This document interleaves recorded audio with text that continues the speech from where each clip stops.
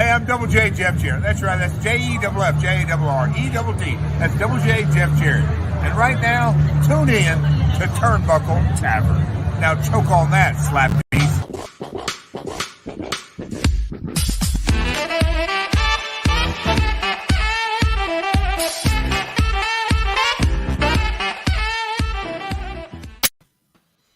But I'm not good enough to call Backlash. No, you're not. Welcome in, ladies and gentlemen. It is time to get raw. It is time to get down. It is time for ye old Rawdown, the number one source for all things WWE, right here at the Turnbuckle Tavern. I'm your valiant host, young Anthony, the prodigal son, the one and only host of the Titantron podcast, the Classic Match Classroom, and, of course, the Independent Epicenter. Joined with me, as always, is my co-host in crime, the MVP Marco of the Chick Foley Show, and the beast from the southeast, Bone Bigelow, Lawrence Taylor. I'm coming for you.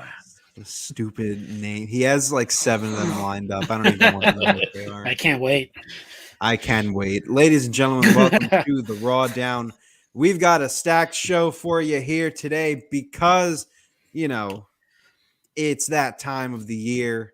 The releases are starting up, and by that time of the year, I mean it's going to happen multiple more times throughout the year. But this is the first one after Mania where we can say that there is a slew of releases to talk about. So we will definitely be covering that. However, we also have a pay-per-view coming up this Sunday. It is called Wrestlemania Backlash. And we are ready to give our top tier predictions as to who is going to come away with not only all of the WWE titles, but with the Rawdown Championship. And I think it's very funny that we start our episode and our champion is running late. He's chicken. He's not here. He's running. He's running scared, brother. He's running scared. But, you know.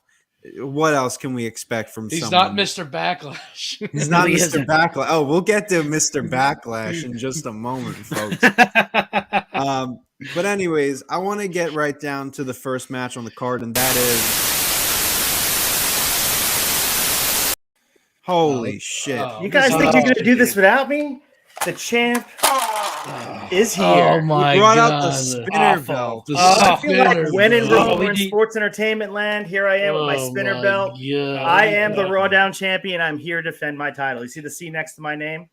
He's such a fraud. Like he projects himself as his smart. Oh, I'm on the Honor Society. I watch Ring of Honor. And he comes out with his spinner belt. I watch real wrestling. I stick my nose up to you sports entertainers. Pure rules. They don't do rope breaks. Well, this thing is a beautiful title. You know what? My good friend John gave it to me. John Cena from Massachusetts. I know you may know him, Marco. I know you spent some time with him lately, but he came over. He custom plated this for me, the Rawdown Championship, and I'm here defending the spinner. And you know what? I'm going to have it another month, I think. We're going to make it all the way to Money in the Bank with it. I think you're wrong. Maybe all throughout the summer. There's one thing about thinking. It's that usually when Ace does it, he's normally wrong. But first off, guys, pleasantries aside, how are you all doing? I missed all of you. Oh, I'm doing great. I'm about to take that piece us. That's great. I did miss you. I'm gonna take that piece of you tin guys you are call part a of belt. The Tavern Brethren. I do love you. I have all love for all you guys. Yeah. Come on our show, kiss our ass. Think that's gonna work here? Buy the Honor Society merch, guys. Merch. Pro Wrestling Tees, baby. Ridiculous. Put that belt down. Let's do this. All righty, folks. Well, before we get into our jam-packed edition of the show, as I load in our graphics, because, you know, everything's last minute here on the show. Let's go through some comments. Jaden Sneed is in the chat. Thank you for joining us, as well as Nick Storm. Nick Storm is in the chat with his kangaroos in it. We also have Courtney says Young Anthony is the key. Message from Courtney. I think Thank so. you very much. You know, you are the key to the deep depth herd tile. You're the shit found in the bed. That's what you Yeah. are. Will you stop? This really is a sports entertainment show, guys. We're covering the Johnny Depp trial. I love it. Tyson is in the chat as always. Thank you for joining in. Is there anyone else here? Austin, of course, Austin is here. What's Tyson without Austin? So thank you all for joining in because we have a lot to discuss. So here's the way we're going to do it. We're going to start off with a few matches. We'll get some of the boring ones out of the way first, and then we're going to take a short break. So all of them? To talk about Outside the Ropes because we do have a lot of news to discuss on that end, and then we're going to kick it right back into the main event.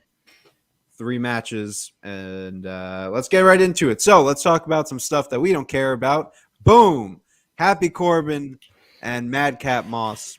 My question is, if they're broken up, why are they still calling him Madcap? Like, can't we just call him Moss or something? It's only a matter of time Riddick. we drop the Moss. I mean, he's just gonna be Madcap, guys. Yeah. Riddick. Oh, probably. Riddick, So It's a possibility. Is that a welcome shoot to the name? Big Freak. So who wants to kick us off on this one? On our Madcap Moss versus? Well, let's let the fraudulent champion start. Yeah, let the champion start on this one. just for you guys, I did consume all of Raw and SmackDown. I want to make sure I was very prepared because I want to be able to defend my title successfully. I did like what they did with Madcap Moss on SmackDown. I thought him laying a whooping on Happy Corbin was actually a decent segment. I think the Andre the Giant Battle Royal thing playing a part. There's some history there, obviously, with Baron Corbin being a former Andre the Giant Battle Royal winner. So I like how they're tying that in as well. So it may just be a meaningless match on the card, but it has my interest a little bit. I like what they're doing. And I do think that Madcap Moss has a good future once they kind of rid him of this gimmick. Yep. Riddick, if you will. Ha ha. So who are you going with on this one? You going with Madcap? I am going with Madcap Moss. I believe all the seeds have been planted for maybe a nice little singles run for him. I think Baron Corbin. It doesn't matter now that someone's kicked out of his finisher. I forget what it's called now, but it was first time Drew McIntyre was the first one at WrestleMania to kick the out end of it. of days. Yeah, the end of days. I think wins and losses, as we know, don't really play a big part in the storytelling. I think Madcap Moss gets a win here. All right, Marco, who are you going with? I have to agree with Ace on that. Definitely Madcap.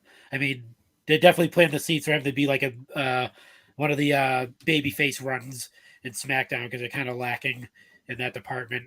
I could definitely see them changing his name up a little bit, and after this match, probably changing his gear, hopefully, into something much better than suspenders and shorts. Yeah. I definitely he's that like prototype WWE, like, even like a good mid card. He doesn't have to be main event. He's a good mid card guy. And I know people hate Corbin, but he's a damn excellent worker. Like, you put him in a match with anyone, it's gonna be an entertaining match. He doesn't get injured. He doesn't injure people. He definitely works his ass off. But I'm gonna go with Madcap Moss for the win. Marco, that's a good point about Baron. I think he's really developed a reputation of being a reliable guy in the ring, and you can't take that for granted. That's the perfect WWE lifer guy. Well, he's probably going to be around for a long time, and I mean, the matches aren't bad, like you said. So he works that great style, and he's leaned into it. He's a good hand, I tell you. He really is. That's what he is. God damn it! God damn it! Yeah. Bone, just bone. Bone. Who are you picking? Bone. I'm the beast of the Southeast, baby. I am going to Moss, Rick Moss. I mean, basically, just I don't want to spend too much time on this, but echo what Marco and Ace said. I actually don't hate this feud. I mean, it's okay. It's fine. It's fine. Like my mentor would say, it's fine. Your mentor, Jesus Christ. Are we doing that on here too? This traveled we- over on here? No, we're trying not to bring that energy to the show. He just I'd imagine you don't want that. Spot on No, we takes. don't. We're trying to. J-Bone's Hawk supporter gimmick is so much worse Horrible. than Ace Field's outsider gimmick. It's the worst thing. And he brings it to the Rawdown, and it's just go away heat all around. It's go away because you don't want to hear these spot on takes. Well, I'm telling you, Spot this on week, takes. on Coming Down the Aisle, with Hawk, I better see just a full-on face turn from J-Bone. I have turned face into Hawk because I've turned it'll be face. the greatest thing of all time. I have This turned may be face. why you haven't won the title back, because you're relying on him. He doesn't watch any wrestling. True. He doesn't believe in near falls, guys. That's Yeah, true. near falls. Ever since you took him on as he's your new mentor, you really haven't been doing great with these predictions. I must say, maybe that's the source. Actually, I started this after Mania whenever I was cheated out of the title. Desperation maybe creates then weird avenues for you, J-Bone. Desperation. Maybe this Sunday is going to be the determine. Is he a good mentor? I like what Nick Storm has to say. Haas is in canon. It's canon. It is. It's canon, unfortunately. It's canon. Chad also paints the picture perfectly. A lot of intrigue with these predictions. Will the outsider champ retain? Will Young Anthony or Bone Bigelow become a two-time champ? Or will Marco taste gold for the first time? Please. We've got storytelling here, Yeah. baby. You know what we do? We make movies. He We said make it, movies. Vince. He said it, We're making Vince. movies out here. The Make almighty movies. Vince McMahon said it in his own words. If you guys saw the graphic I had put up on my Instagram, standing room only right now in bars across Australia, mostly Nick Storm fandom. The Ace brings all the fans out from Australia and Melbourne. What time is it in there right now, Nick Storm? I'm not even going to look it up.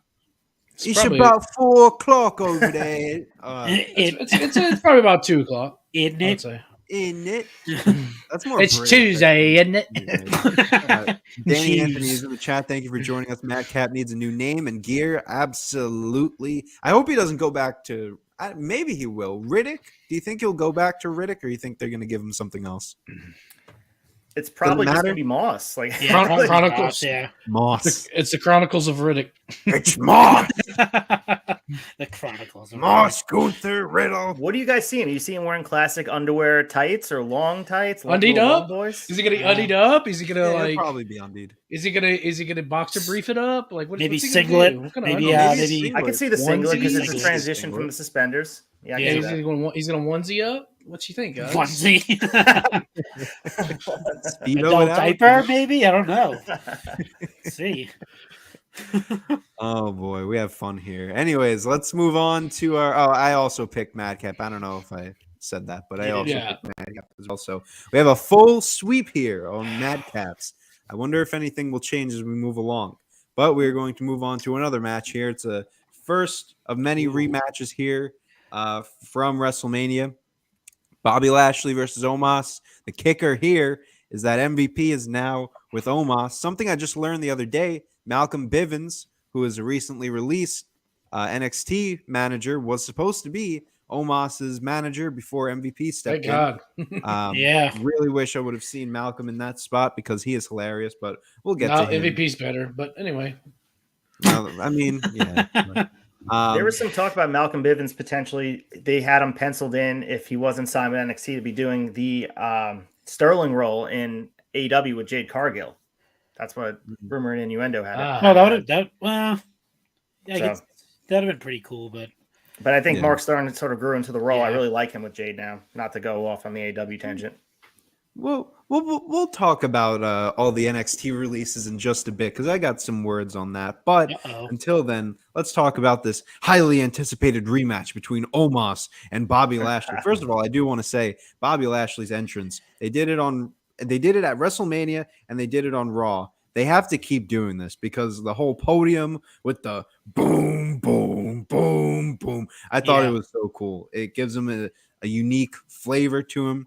Makes him, work as a face, and I really like it. So definitely want to see more of that. I'll kick us off with the predictions here. I'm going with Omos. It's completely going out of order here. Whatever. Who cares here? I'm gonna go with Omos here. You gave Lashley a win at Mania. I'm still kind of surprised that Omos lost at Mania, but you pair him up with MVP. He needs to get on that kind of dominant streak again. I think MVP is going to be that kick to kind of, put him back in the momentum in his favor. And a win against Lashley will definitely do that for him. So I'm going to go with Omos to win it. And that's the 50-50 booking right there. For I you, was Kyle. I was about to say that. So you just took the words right out of my mouth. Well, go on, continue. You can Yeah, take the because floor. All right, so my pick is also almost a wrestler. Almost a wrestler. But I will have to say, the last 2 weeks of Almost a Wrestler coming out, he's starting to look like a wrestler. Yeah. I've actually been pretty impressed with him. That arm wrestling contest really screams pro wrestling, pal. Yeah, it well, does. no, it's the way he attacked. Like, he laid his shit in, pal. Like, Yeah. come on. Like, it would look good. No, It you're looked right. like- You're Yeah, right. shitted, yeah. Yeah, I mean, Right. you know, it gave Lashley something to really, okay, now he's like, now I got to try to beat the big giant that he beat somehow miraculously at WrestleMania, right? That's the storytelling. And now you got MVP. MVP, like, it's like he gives him like this a shy more confidence, and I'm digging it. You know, like the little promo he had last night when he told poor Cedric Alexander. You know, he's like, leave, or I forgot exactly what he said, but be gone. I was like, all right, this is the almost I want. That's something. It's something's going on here for sure. Yeah, I like how they made Lashley look really strong against Cedric. It was a nice showcase for him. Poor Cedric. I'm a huge fan of Cedric, and I wish the Hurt Business was still a thing and thriving, but whatever it is now. But I'm going with Omos as well. I don't want to. I mean, we're all going clean sweep as well, but I'm going Omos. I do think MVP gives him some legitimacy, like J-Bone was saying. And I was kind of hoping that, Young Anthony, you were right when we were doing the WrestleMania prediction show, when you're saying you thought the Omos experiment was over. I think we're almost there, but we're not quite there. I think we're about 6 months removed from him doing something like a goofy comedy gimmick, and that could be potentially happening down the line. But I think this run right here, he has to prove something to creative and say, make something out of it. But Right. I don't see that happen. I know he's been improving a little bit, and I know having MVP on the mic for him will help it.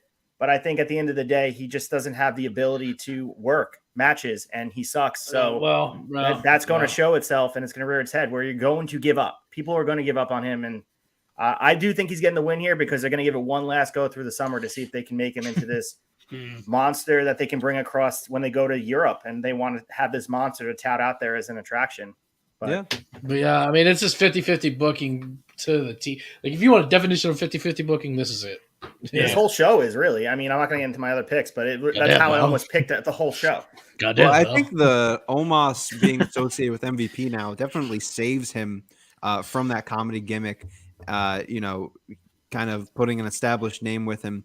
If they would have had Omos lose to Lashley and, not associated him with MVP, he would be in a comedy gimmick as soon as 24/7 gimmick. Yeah, well,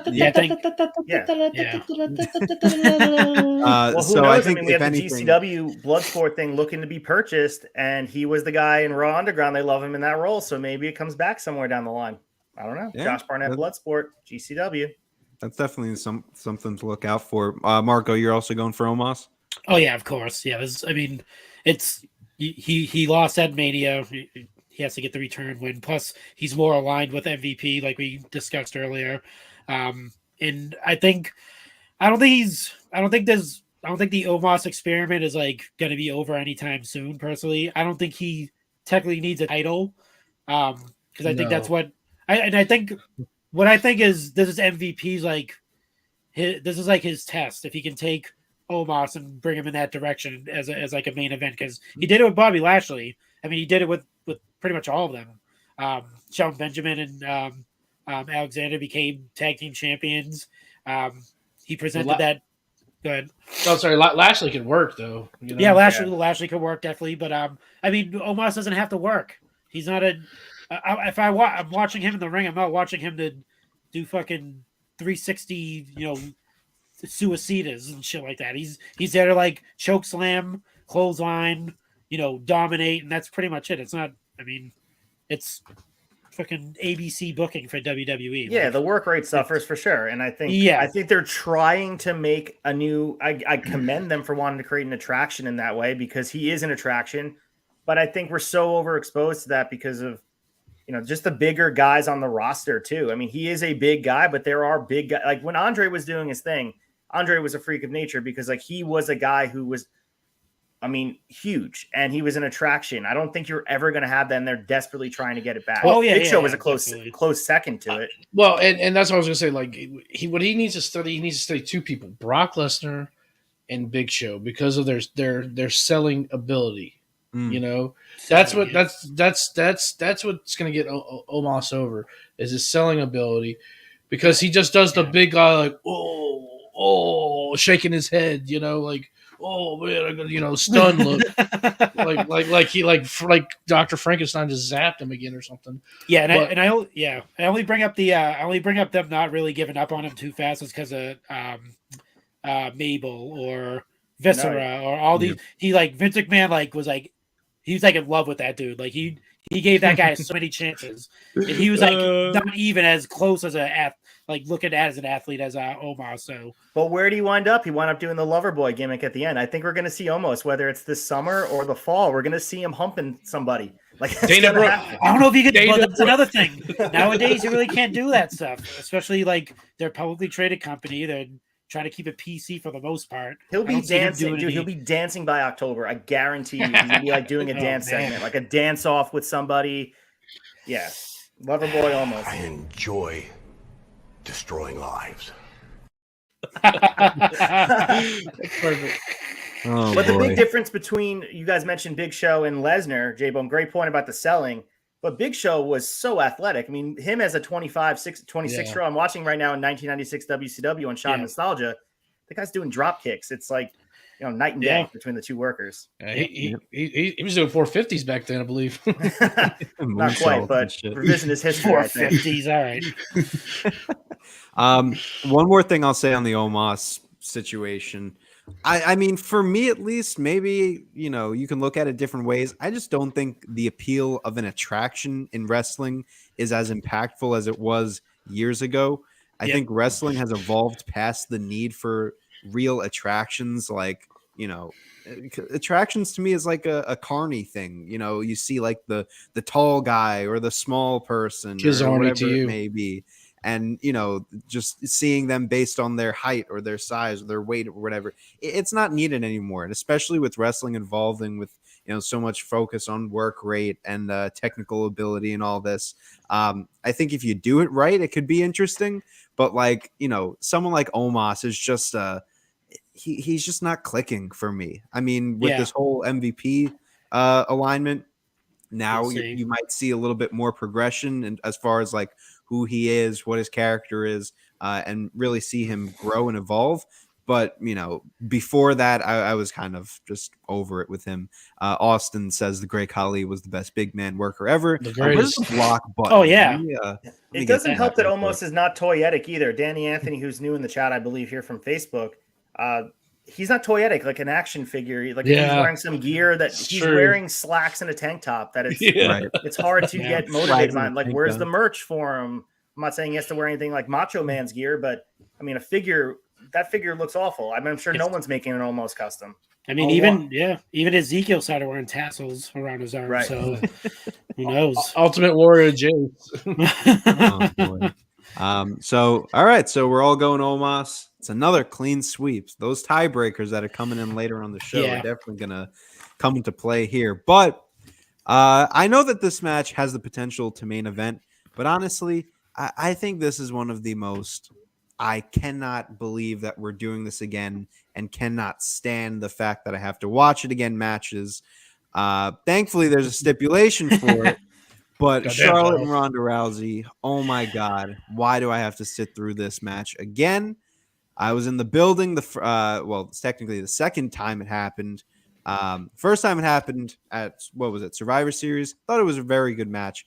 Was in the building for WrestleMania when it happened, and oof, that was not a good one. And then we get to see this again. Let's start with Marco on this one. We're going completely out of order. First of all, are you excited for this match? What are your excitement levels? And of course, who do you think is going to win? Not excited for this match, really. I am excited that it is it's an I Quit match, so that means there's no like rules, so they can actually kind of repeat what they did at Survivor Series. They're not pigeonholed into the rules. of a wrestling match, so they're going to be able to like go a little crazy with that, which I think will help out with their chemistry. Obviously, we know that their chemistry is like not the greatest in the ring. It's the drizzling shits. Yes, it is. That being said, I'm not sure how she's going to pull it off. I'm going Charlotte retaining. Ooh. I don't see her losing the title anytime soon. Wow. I don't see Ronda Rousey sticking around after this, personally. I don't know. Wow. I mean, this might be where we all veer off. Yeah, this might be the one our where we choices. start, but Veer? Did somebody Yeah. say Veer? What? Yeah, but yeah, like I said, it's gonna be because you automatically think Ronda Rousey, she's gonna make Charlotte say I quit like automatically, but there's a sports entertainment, pal. We don't know that for sure, so we'll see. She made her say it once already on SmackDown, but obviously it wasn't in the confines of a match. But just keep that in mind. But I'm going with Charlotte. they'll pull a Mankind and play the voice recording. I quit. There you go. I quit. Nice comeback, King Anthony. quit. Let's go with J-Bone. Who are you going on this one? First of all, I don't want to watch this match again. No one does, but But you have to win your title. yeah, this My was title. tough. It Well, is it's my tough. title. You have This to is go. tough. You have to go on a limb and just make a choice. That's a So there's a couple different ways you can see this. So so Charlotte is getting married in June. So is she going to be possibly going away soon? To your point, Marco, is Rousey going away soon? Possibly, right? I've been battling with this one all day, to be honest with you. And then just looking up the build up, like with the beat the clock stuff. As of Friday, I was thinking Rousey. I'm really tossed. I'm gonna go Rousey on this one. there we go. Just, only for the fact because I think they can maybe somehow change her to a heel. I mean, she's not over as a babyface, and I think she's gonna be staying a while. I think she's probably gonna. If she's finding that backlash, go ahead, hit your thing. Oh Hit shit! your thing. You see, I can't. You can't put me on the spot like that. Now I gotta find it. But I'm not good enough to call backlash. Amazing. Yeah, and she's fighting at Backlash, and she's trying to become Mrs. Backlash. This is backlash. I think she's in it for the rest of the year. So that's why it makes me think Rousey is going to stay. But I wouldn't be surprised if she leaves either. So I'm going to go Rousey. Ace, take this one. So I got 3 words. It's return on investment with Ronda. You have to see it through, despite it not going as well as everybody probably wanted it to go. Another good You point. have to see it through. The other thing is right now Charlotte is either a 14-time or a 15-time champion. It depends on if you count the Divas Championship run. So they're spamming title runs for her. They want her to catch her dad. They want her to be like a 20-time women's champion. And this is the perfect opportunity for her to just lose the title.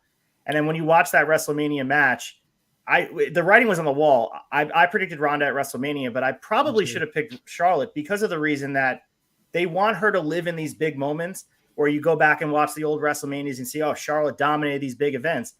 Backlash doesn't matter to her. She goes out there, she can lose to people on these other pay-per-views, but they want her on a big stage shining because they know that people aren't going to go back and binge the Backlashes or binge the other pay-per-views, like Battleground or anything like that. She'll lose those events. This is like perfectly set up for her to lose here. And then you said the whole thing with the wedding, that also probably plays a huge part of it.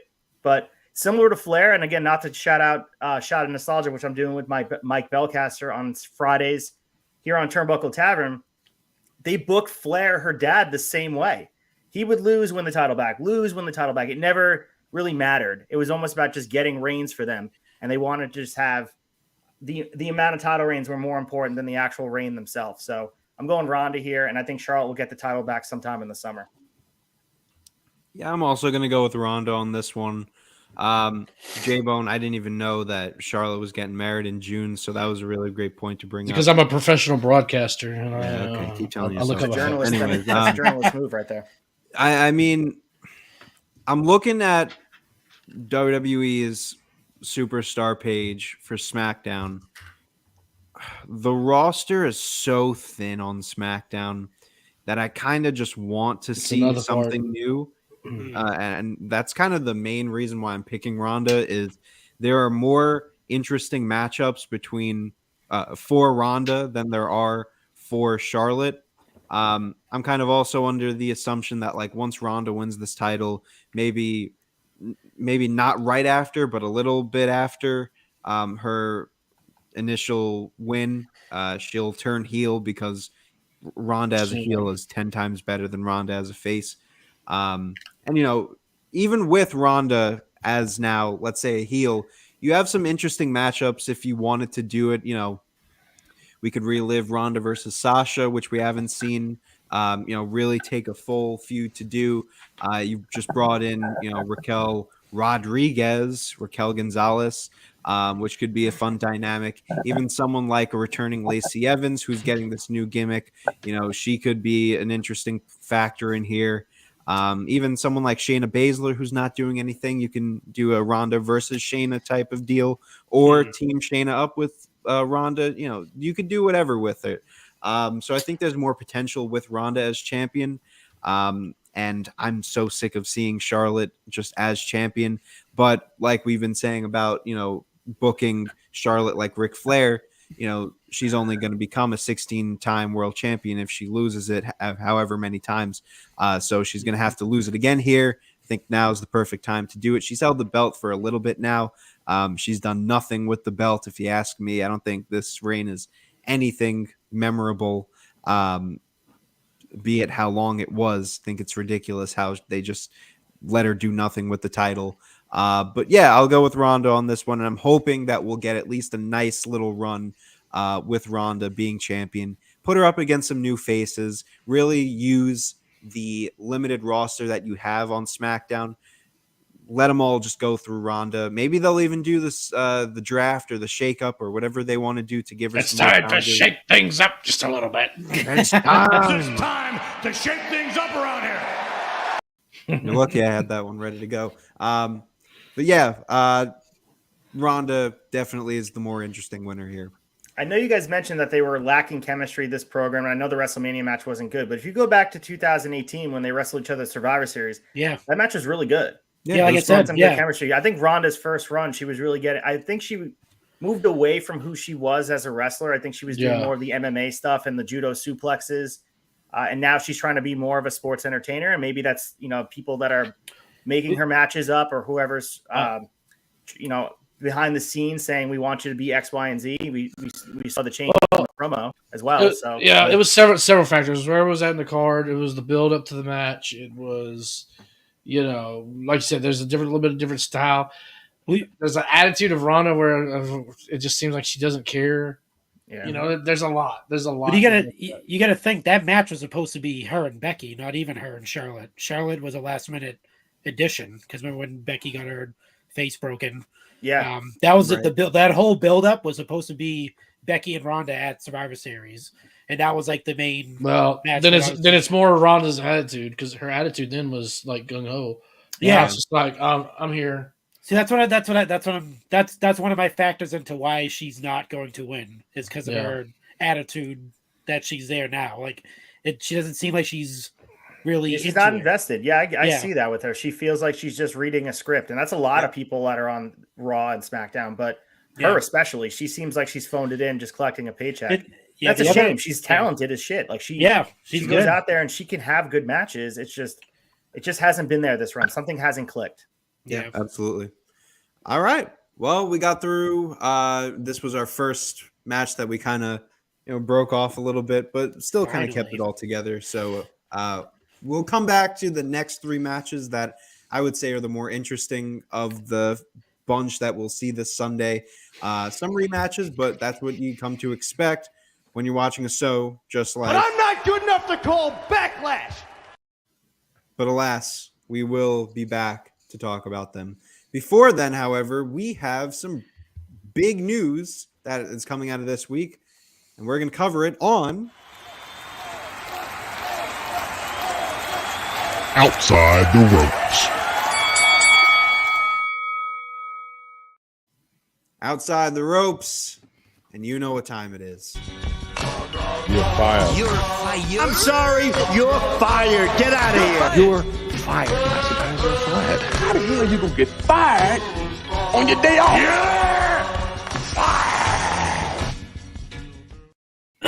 It's like I don't like to play that sound, Yeah. but I love to play it at the same time. My favorite one is the "You're fired." That was my favorite one on there. Wait, so we're not leading Outside the Ropes with Jonathan Gresham returning at PWG? Oh, sorry.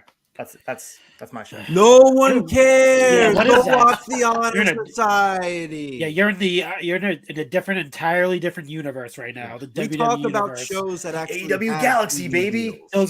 Those things don't exist in this universe. Yeah. All right, PWG. He's too short for your John universe Gresham. anyway. Let's Yeah, he's admit it. too. Yeah, he's that guy would definitely not main event. He'd definitely be You want to talk Vince Adam isn't allowed to. Cole? Bingo allowed to hall do that. wrestling. That's all I hear out of the curtain jerking Honor the rest of his Society. life. Listen, my job's done. I got Jonathan Gresham mentioned on the Rawdown. That was my goal here. And He here couldn't even. Yeah, go ahead. You want to talk about Adam Cole being too small? Goddamn, pal, it's like a Farouk thrown in the washer too on a cold cycle. we go. But he is one of the most whatever. I'm not gonna. No, do he it is. right You now. know, he definitely is. I would. Yeah, he's a He great is, cruiserweight. he is, but not He's a here. great Oh, but He's not a great. here. Yeah, We him don't and talk him and about Adam Cole can have outside a small person's match. There you go. A Oh, WLC. They could do a WLC. WLC. You and guys. There You we guys go. are I was so going to say bad. it's Yeah. funny that you mentioned Gresham on the "You're Fired" segment because with these spring cleanings he would be at the top of the list from Oh, yeah, WWE no, he- who's Wow. around here. But Put him up, pal. Trash bag and all. Those are some fighting words. I'm gonna get him on the show here. I'm gonna get him on here. please do, Jonathan Gresham, if you're listening, come join the Rawdown. Yeah, no, We'll kick we don't your ass and we don't get want you. professional wrestlers here. We take sports entertainers. Yeah. Sports entertainers only here, You pal. guys We said take it. superstars. Oh, boy, Jonathan Gresham, we love you. Please come to the tavern. Anyways, we have a plethora of releases from Down Under and NXT. J-Bone, do you have the list on I hand do. of who was released? Look at you, coming prepared. Yeah. You just made the list. You just made the list. So, well, some of these I don't know how to pronounce. I'm not gonna lie, Whatever. because I've only watched NXT like the last 3 weeks. Yes, because you do give the NXT report after all. I do. I'm a great journalist. Okay, so top of the list we got Dakota Kai, Mm. Malcolm Bivens, Oof. Dexter Loomis, Mm-mm. Harland. Here we go. Here's the first one. Persia Parado. That's Close. You got it. Draco Anthony. Mm. Oh man, Sanyana George. Uh-oh, we're losing them. Raylan Divine. Ron. Balake.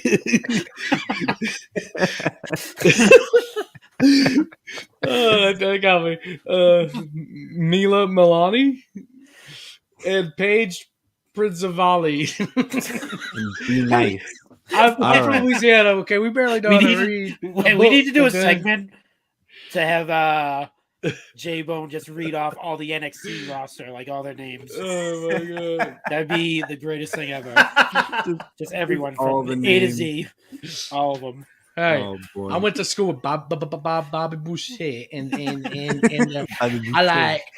like the water. I like the cold water because that's what my daddy like. Daddy said that you must have ice cold water to fuel these athletes. Oh boy.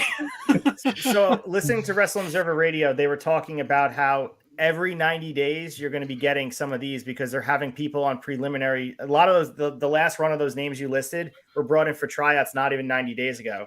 So that's only going to be happening more often. So as time goes on, they're changing the way they're bringing people in for the Performance Center. And if you're not improving, they're going to just get rid of you NFL. quickly. So it's going to be in and out, a revolving door. So Damn. get used to it. You're going to be playing You're Fired a little bit more often. I think. Love it. Love it. We're gonna be playing the NXT report, and You're Fired back to back. And honestly, I don't mind it. Those are two. They're bangers. interchangeable But at this point, unless your name look, is Braun you Breaker. talk about not improving, and I'm sorry, but I gotta hit it. Hot takes here. Get your hot takes here. If you want to talk about not improving, I know he was a surprise to many that he got released, but honestly, Harland, long overdue. This guy, he comes in on Twitter, he gets signed, he's this football player, he's, so much hype around him. The most annoying Twitter account that you'll ever see, Parker Bardo. If you guys remember him on Twitter, God, Yep. he was crazy on Twitter. He's following everyone. I will say he gets a lot. Yes, he was. He gets a lot of praise from Eva Marie and rappers and all these different people before he even stepped foot in a WWE ring. Then he gets in a ring. He gets his head shaved. Yikes. Puts an Eric Rowan jumpsuit on him, Pretty much. and Looking like the janitor. right down to the bottom of the barrel he goes. And then he gets released, and all across Twitter, I'm seeing they just fired the next Brock Lesnar. Oh my god. We haven't seen Come on. Yeah. We didn't On. Yeah. Like, I know. don't get me wrong. Okay. Well, Maybe I'm a little He was too the hard apple on of their him. eye, athlete-wise, before they signed Gable Steveson. Like, that is the guy they had Yeah. big hopes for. I'm not saying he's the next No. Lesnar, but there That was was who an Paul athletic ability Heyman to him. had his eyes on. I haven't heard But- anyone else other than Paul Heyman say that he is the next Brock Lesnar. Good day, Besides, sir. But Tell- Paul Heyman has a great eye for talent, though. So like, why not? If he says it, that's good enough for me. Heyman, I mean, handpicked the talent that Heyman had put in main event spots. Hold on. I think it was just Come a on. looks Hold thing, on. honestly. Hold on. Like, Yeah, it was some more of the Heyman's players- good. That whole baby. ECW roster, like, just take the original 1996 roster and start putting them where you need them to go. That's wrestling historian right there. That is exactly what you need. Hey, sir, I have got to tell you about this Parker Bardo. He doesn't get credit for Let me Lesnar. tell you. Jim Ross gets credit for Lesnar, and Pat Yeah. Patterson gets credit for Lesnar. So I'm not giving Heyman credit there. But Yeah. I definitely agree with Ace on that one. Jim Ross did a lot of scouting back then too. So I know, Vince, you seen this guy? His name is Brock Lesnar. freaking John He's- Cena, Batista, He is all those something guys. else. do you know that Brock Lesnar was backstage at think about this, SummerSlam 1998? He was at Highway to Hell at MSG, and they were looking to get him in the door that early. And it took him, a couple of years to get in. Think about him in that roster in 1998. Oh my god, dude! I That's mean, crazy. he was a young man then, but he needed to That makes finish my out J the bone go from 6 to midnight. Jeez. Oh my god. But Wait, yeah, but- where's the drop? I need He's gotta puke! He's gotta puke! Oh, he's gonna puke. All right. yeah, he definitely wasn't a. I mean, we didn't get to see enough of him to say, whether or not he was going to be the next Brock Lesnar. I'm going with Anthony. It was just a look. He had like that. He looked like Brock Lesnar, essentially. But it's weird though. That's what they're going for with NXT. Their goal was, and we had this argument. I think I was on here or not. I forget if I was arguing in the comments, but we were talking about learning how to wrestle is easier. Triple H had said it, I think, at WrestleMania weekend, that it is harder to teach a person who knows how to wrestle. And we were arguing about it, whatever. This guy was a blank canvas. And he had a great look.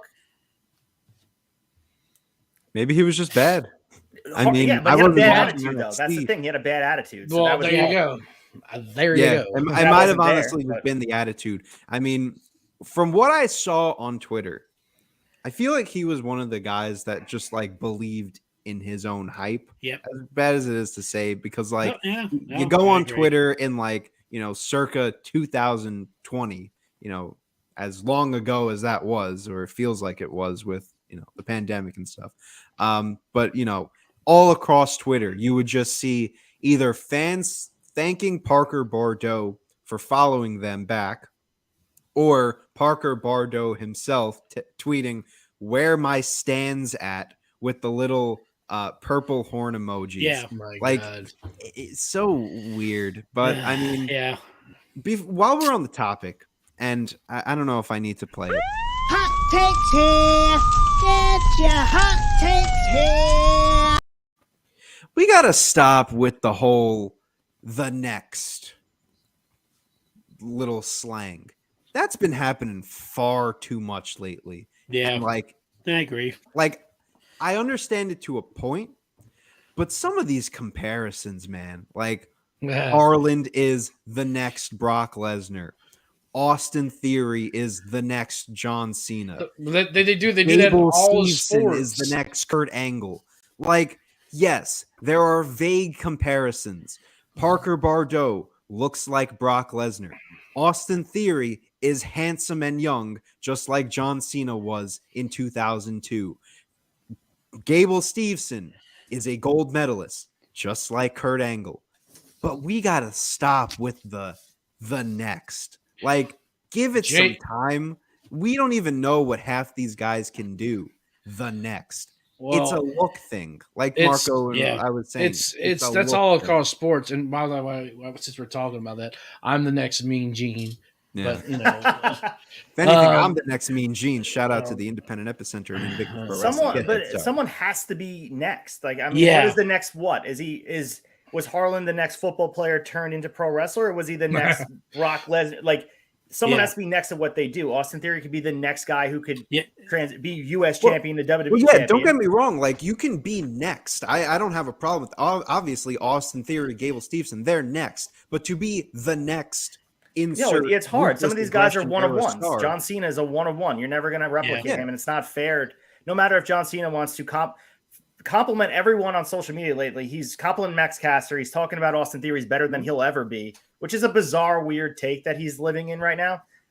Cena, I just think it's a weird dynamic in social. Every person he just compliments to the point, and he puts himself down. I don't know what he's doing now, but I don't know. I think it's important to put these guys in little boxes. Cena had his time, and Austin Theory may have his time, but it depends on what you're comparing them to. I don't know if you can compare the two to be the same, because Cena is a Mount Rushmore wrestler in WWE. He really is. Yeah, I think what I said was with Austin Theory was he was I said he was like a mix of John Cena and Randy Orton. I think that's why Vince McMahon kind of is gravitating towards him and actually pushing, because he has the look. He reminds me of the prototype John Cena. He's built like Cena and moves like Orton. Yeah, he's legit a mashup of them too. That's why I never said he was the next John Cena or the next Randy Orton. I knew exactly. I said he was a mashup of both. And that's what I think. Yeah, I think he's more Orton, if anything. Even the promo that we saw yesterday, a young asshole. Basically, no. I mean, the promo that we saw yesterday from Austin Theory, he must be working with Orton, because the way he talks, he's slowing it down a little bit, really driving in. He's working with Orton. If anything, he is the next Randy Orton, and that's all I can give him. But is it fair to say not nothing else? He's the next. Is it fair or hyperbole to say he would be the next guy they build around? I mean, absolutely. Was the guy they built around. I mean, Austin Theory, barring injury or barring something catastrophic happening, he seems like he's ticketed to be the guy that you build around. I'm not sure who else. I don't think it's out of the realm of possibility. No, he's definitely building around him. Same thing with Braun Breaker. Once he hits the main, I think he's going to be one of those guys too. He's going to be as a face anyway. But I agree with you, Anthony. I think it's a disservice to the guys that are coming up to compare them to whoever they're being compared to. Because if you say he's the next Cena, everyone's going to be expecting him to be John Cena and be just as influential in the bit. No one is going to do what Cena did. Yeah, right. Theory may do something better, but in a different way. That's the way you have to look at it. They don't do that with that makes sense, because they don't do that with Stone. They don't go, this guy's the next Stone Cold, or no, they did that with Dean Ambrose. They did do that with Dean Ambrose.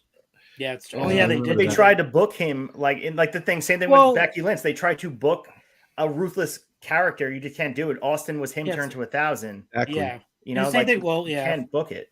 Yeah, I mean, like I said, they do that with sports. I mean, look. People are always trying to find the next Kobe Bryant. You hear it all the time. Who's the next LeBron James? Yeah, the next. Who's the next Jordan? Tom Brady? Yeah, it's that's an uphill battle. I mean, I get what you're saying, but You're gonna find an uphill battle. But it's changing the conversation. Who's the next franchise player? So you could say, who's the next guy who's going to be the leader on the Cavs or the Lakers? Yeah. Or, so it's not saying he's going to replace LeBron. He's going to be the best player on the team at the time. Yeah. Yeah. And I think it's like you give someone like that, like mold, like here's what we expect this person to be like when they get in that position. Yeah. Right. Yeah. And I'm fine with that. I just think, bringing in older stars who are some of the top names and comparing them to guys that we've only seen, either less than a year or maybe over a year is just so ridiculous. But I want to get into some of these comments real quick. Apparently Parker follows the tavern, so hope you're listening, bud. Goddamn, pal. Why don't you come on for an interview, pal? Yeah. Well, let's we'll get to the other names in just a second. We'll touch on them. Dakota, Malcolm, Dexter, Persia. We've got some other Green names jacket, there. Gold jacket, who gives a shit? No, Harland was on pace to be on my wrestling Mount Rushmore. God damn it, Austin. Austin's on fire tonight. He was all over the Fig Night comments as well. Thank you, Austin. You're the Shout best. out to Austin. Let's see what else. Austin also says that Young Anthony is the next hot. Absolutely not. That's ridiculous. That is ridiculous. Young Anthony has terrible takes. Hawk has spot on, excellent takes. Listen to it called the Hawk. So how have I not kicked you off the show yet? Like at least once. I need to just ban you from the show. Bro, at least that you're bring him on. If control. he knows this stuff, why isn't he challenging for the Backlash? That's true. Because we want viewers. Because I'm here to represent Hawk. I'm here because right now he's in an edible haze right now, drinking wine. That's where he is. Let's be honest. Wine-lit Magoo. Hey, he's a classy guy. If you can't deal with the class, and it's your ass, okay? Oh my God. He's not losing machismo. He's not listening, so you could just drop. I mean, he's gonna not. How do you know? There's no way he's always listening. listening. Always listening. You had to tell Hawk that I insulted him on the last episode. If you never told him, he doesn't. Yeah, he would have never known. Because he does his call the Hawk segment, and that's it. He tunes out when you the talk. next Joey Styles. Hold on now, Tyson. Am I finally getting a compliment from you? Because I'll take that as a compliment any day. I don't think it's a compliment, pal. Oh my God, Joey Styles is phenomenal. Oh my God! You gotta practice. Oh my God! There you go. I'll take you gotta that. practice that. I will take that any day of the week. Let's talk about these other names. We got Dakota Kai, Dexter Loomis, Persia Pirotta. Who else? Malcolm Bivens. So I'm going to talk about Malcolm Bivens. Like, I saw the writing on the wall on that one, to be honest with you, because WWE doesn't have managers unless you're a former wrestler, a la MVP. I was just like, dude, like, sorry, like, there's gonna be no room for you. And I mean, it wasn't like he was like breaking walls down with Diamond Mine. I saw some people like, oh, Malcolm Bivens, green jacket, gold jacket, who gives a shit? They cut the rug out of the Diamond Mine, man. Like Roderick Strong, to talk about him, he signed an extension to be a part of that storyline. And they started releasing those guys, and they cut the whole storyline out. So now he's left with nothing to do. Actually, they only released Bobby Fish. The other guys left. So Roderick screwed Roderick. No, Roderick signed on thinking he was going to get some spotlight. And I know he's being a professional, but just give the guys a release if you're not going to use them. Well, the other guys in the Diamond Mine got released. Everyone else, Tyler Rust, Hachi Man, whatever his name was, Malcolm Bivens now. Everyone got released out of that group. His own wife, Marina Shafir, and she was scheduled to be in that group. So, yeah, I mean, Roddy had a lot of, he really got fucked over there. But, to your point about Malcolm Bivens, we kind of touched on it earlier on in the show, but, if AEW isn't looking at Malcolm Bivens and looking just to throw him a good contract to be that manager role, they have that, though. They have that with Mark Sterling. Listen, I know Mark Sterling is very popular with everyone here at the tavern because he's also, part of the major bros with the figures. But he's awesome, though. He's also really good, too. Listen, regardless of that, he's Malcolm awesome. Bivens with Jade and her new group any day of the week. I'm sorry. I don't care. It should have happened from the start. Malcolm Bivens with Jade was the number one way to go. I can see it, unfortunately. but I think Jade and Mark work because of the odd coupleness of it. Right, and she can bully him. I don't think she can bully Malcolm Bivens. She can absolutely can though. That's the thing.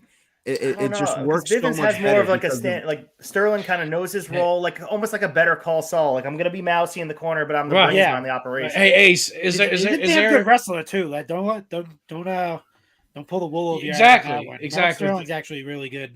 That's his threat right there. He can actually work. Malcolm Bivens is a piece of shit. Okay, when it comes to that. What did he do to you? I eat pieces of shit like that for breakfast. Debo, you're gonna ask me a question. What are you gonna ask me? No, I was just gonna ask, since Young Anthony has got these horrible takes, is there room for me on the Honor Society? Always. There's always an open door for you. Marco, if you want to hop on and talk about some... Thanks. Good. I'll do the show on my own. I've done this show on my own. Anthony, I'm here. Past. Anthony, I'm staying here. Don't worry. Don't worry. Wait, everyone can do everything they want to do. Look at Mike Belcaster. He worked like 6 shows last week with the Briscoes on WrestleMania weekend. The guy is the Iron Man. I love you, Mike Belcaster. Great job. Mike Belcaster is the man. Ace is just the worst. He comes on our show, wears his merch, plugs his other shows. I don't know. I'm sort of like Ace. I don't know. Yeah, there we go. This is ridiculous. Anyways, Malcolm Bivens, he's got to go to AEW. Dakota Kai, where does she fit in the wrestling world? Do you see a specific spot for her? I know a lot of people were saying she'll, probably go back to the Indies. Maybe she even goes to AEW. What do you guys think? Impact, bro. I like New Japan too for Dakota as well.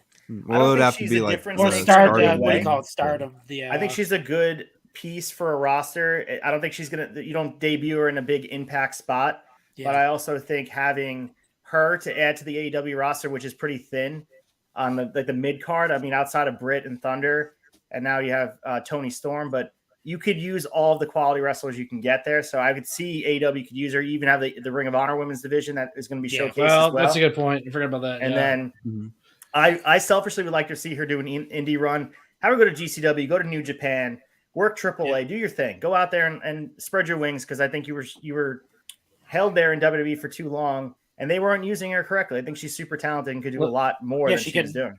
She can leave NXT and then go right to AEW Dark until her contract expires and then get released. Well, that's a fair point. I mean, I can't dispute what they're doing there. But let's see her in some brawl and panties. Take the ball and run with in the AEW Women's Division it's open for them, because there is a huge void outside of Britain right now in that division. I mean, even Thunder right now is not being booked like a difference maker. That the AEW Women's Division is kind of in shambles right now, if I'm being honest. Next week on AEW Dark, Dakota Kai versus Jamie Hayter. Are you in a brawl and panties match? See it. Actually, you know what? It's like June 6th. That's happening.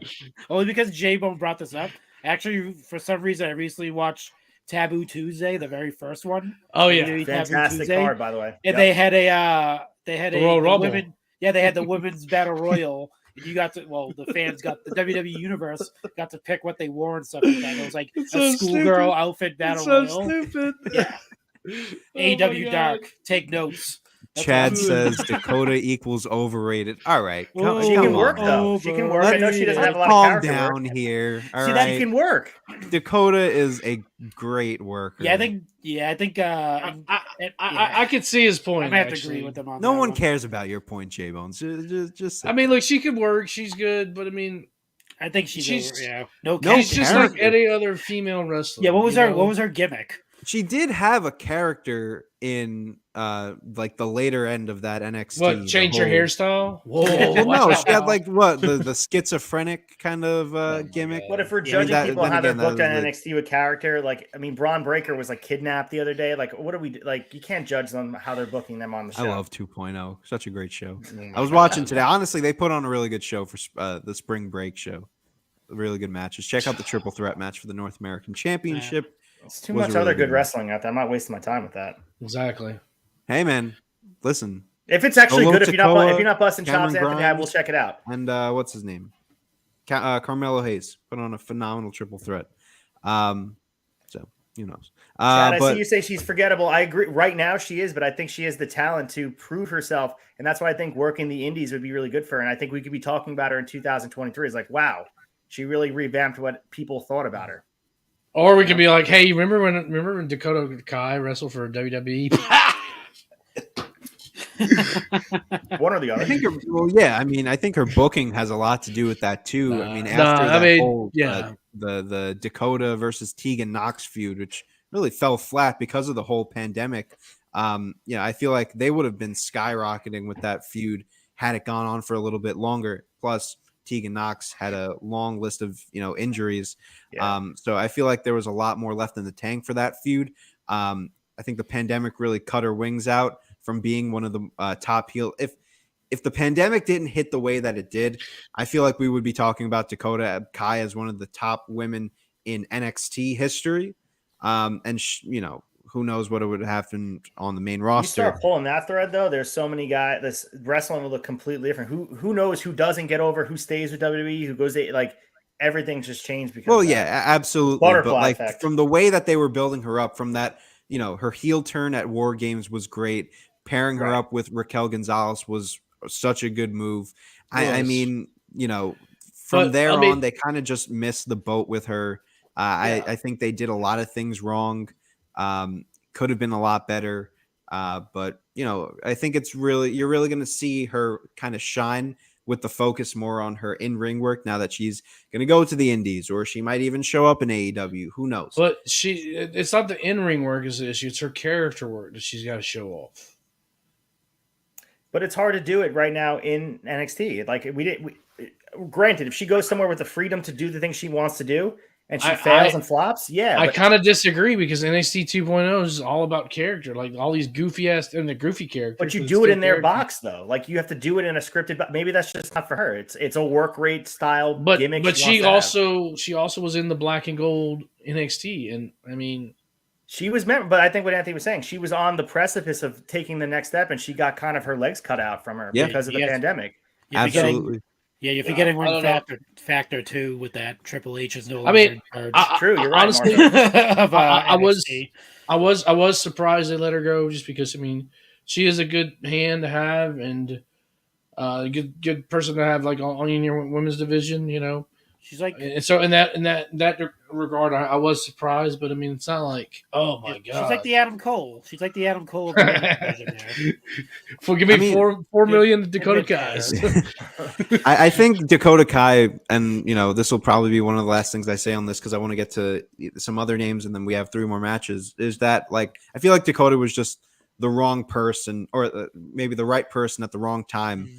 Her time in WWE, like we've been saying, WWE is very character centric, especially in 2.0. So when you take her established character from NXT 1.0, black and gold, whatever you want to call it, and then kind of transcend that into 2.0, they did an okay job at it. But you also have to think, is Dakota Kai really someone that now that she's going into the indies and AEW, does she really need a quote unquote character or a gimmick? How many characters do we see in the women's division on AEW? Not to take a shot at them, but you have a lot of great women who are just fantastic in the ring, but don't really have a gimmick. Hikaru Shida, Jamie Hayter. Not a lot of them have Anna Jay. Not a lot of them have necessarily a character or a gimmick to them. And then the thing is, that's fine. You could just have great wrestlers. And I feel like, will it enhance AEW's women's division putting in Dakota Kai?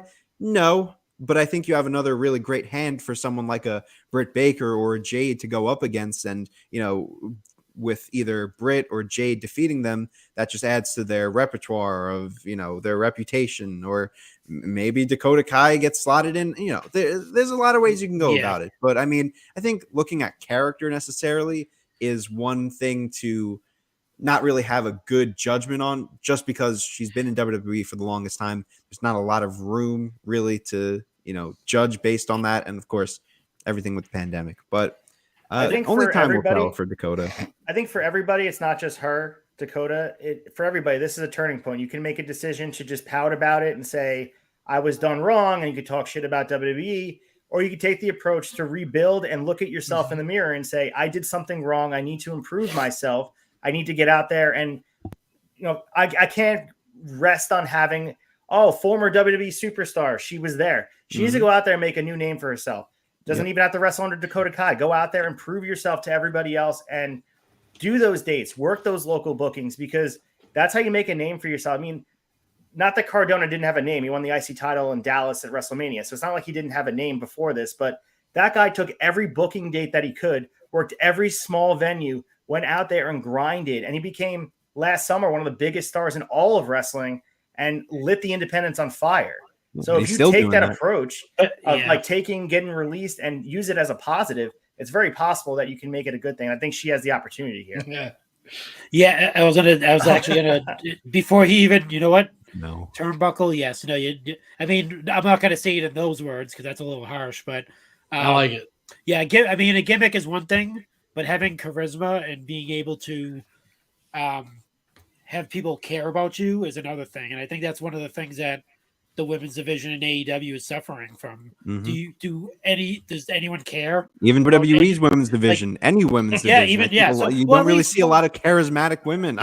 Like, well, that's true, but you gotta think like or men. Like, I'm like the whole wrestling world is just losing that charisma. Well, I mean, I don't think everyone's losing that. Ricky charisma. Starks has charisma. I'm just saying. Yeah, there's a few gems for sure, but Well, you have the characters you care for, like Moxley. Like you're interested in his story. You're invested in. What are you saying right now, Anthony? What are you talking about? There's just not a lot of charisma from what I'm seeing. In the WWE world, yeah. I mean, they handcuff them, so you have to almost, despite the booking, Seth Rollins and come out. Yeah. Seth Rollins, Roman Reigns. I mean, Seth Rollins. Yeah. I mean, Randy Orton. Riddle. Oh my God! You got a few. Move on.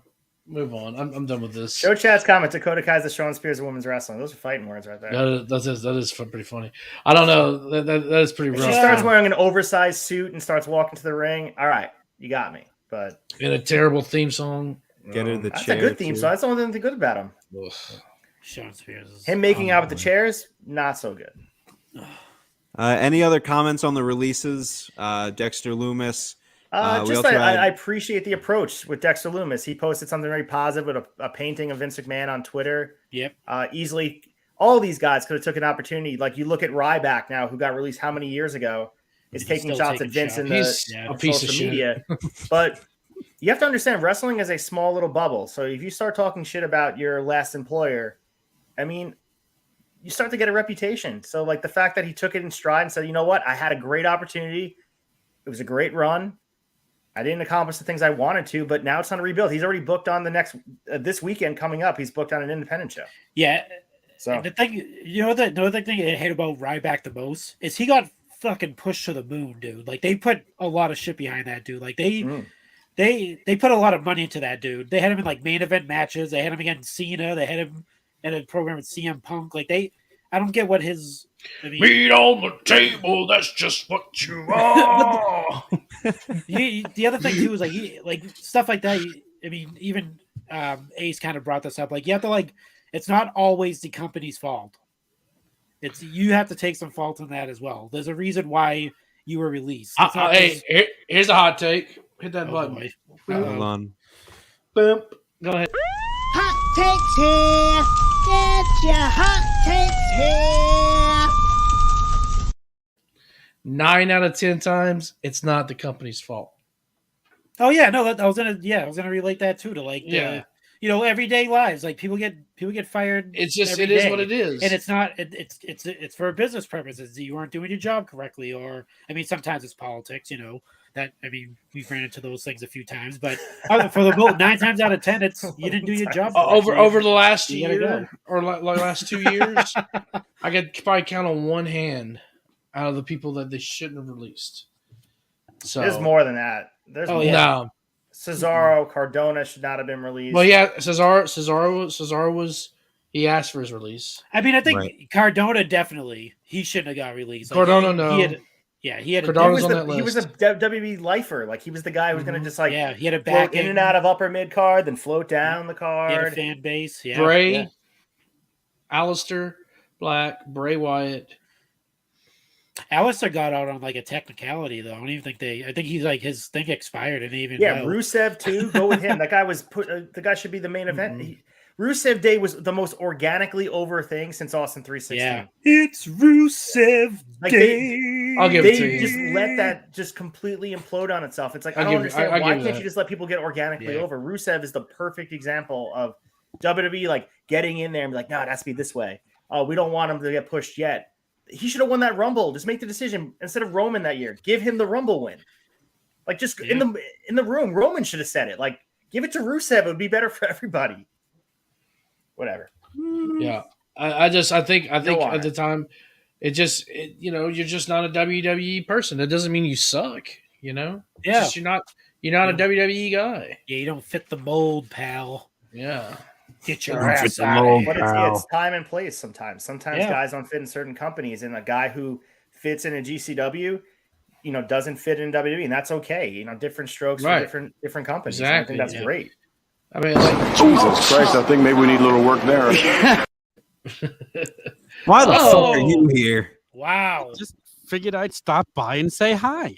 thank God for the OG Fit Kid. Tom, He's great saved job us. in the interview today. That was awesome with Steve. Don't give him credit. Don't give Dude, him it was credit. awesome. So much. It was a lot of fun. It was Finally, awesome. a professional to run this damn show.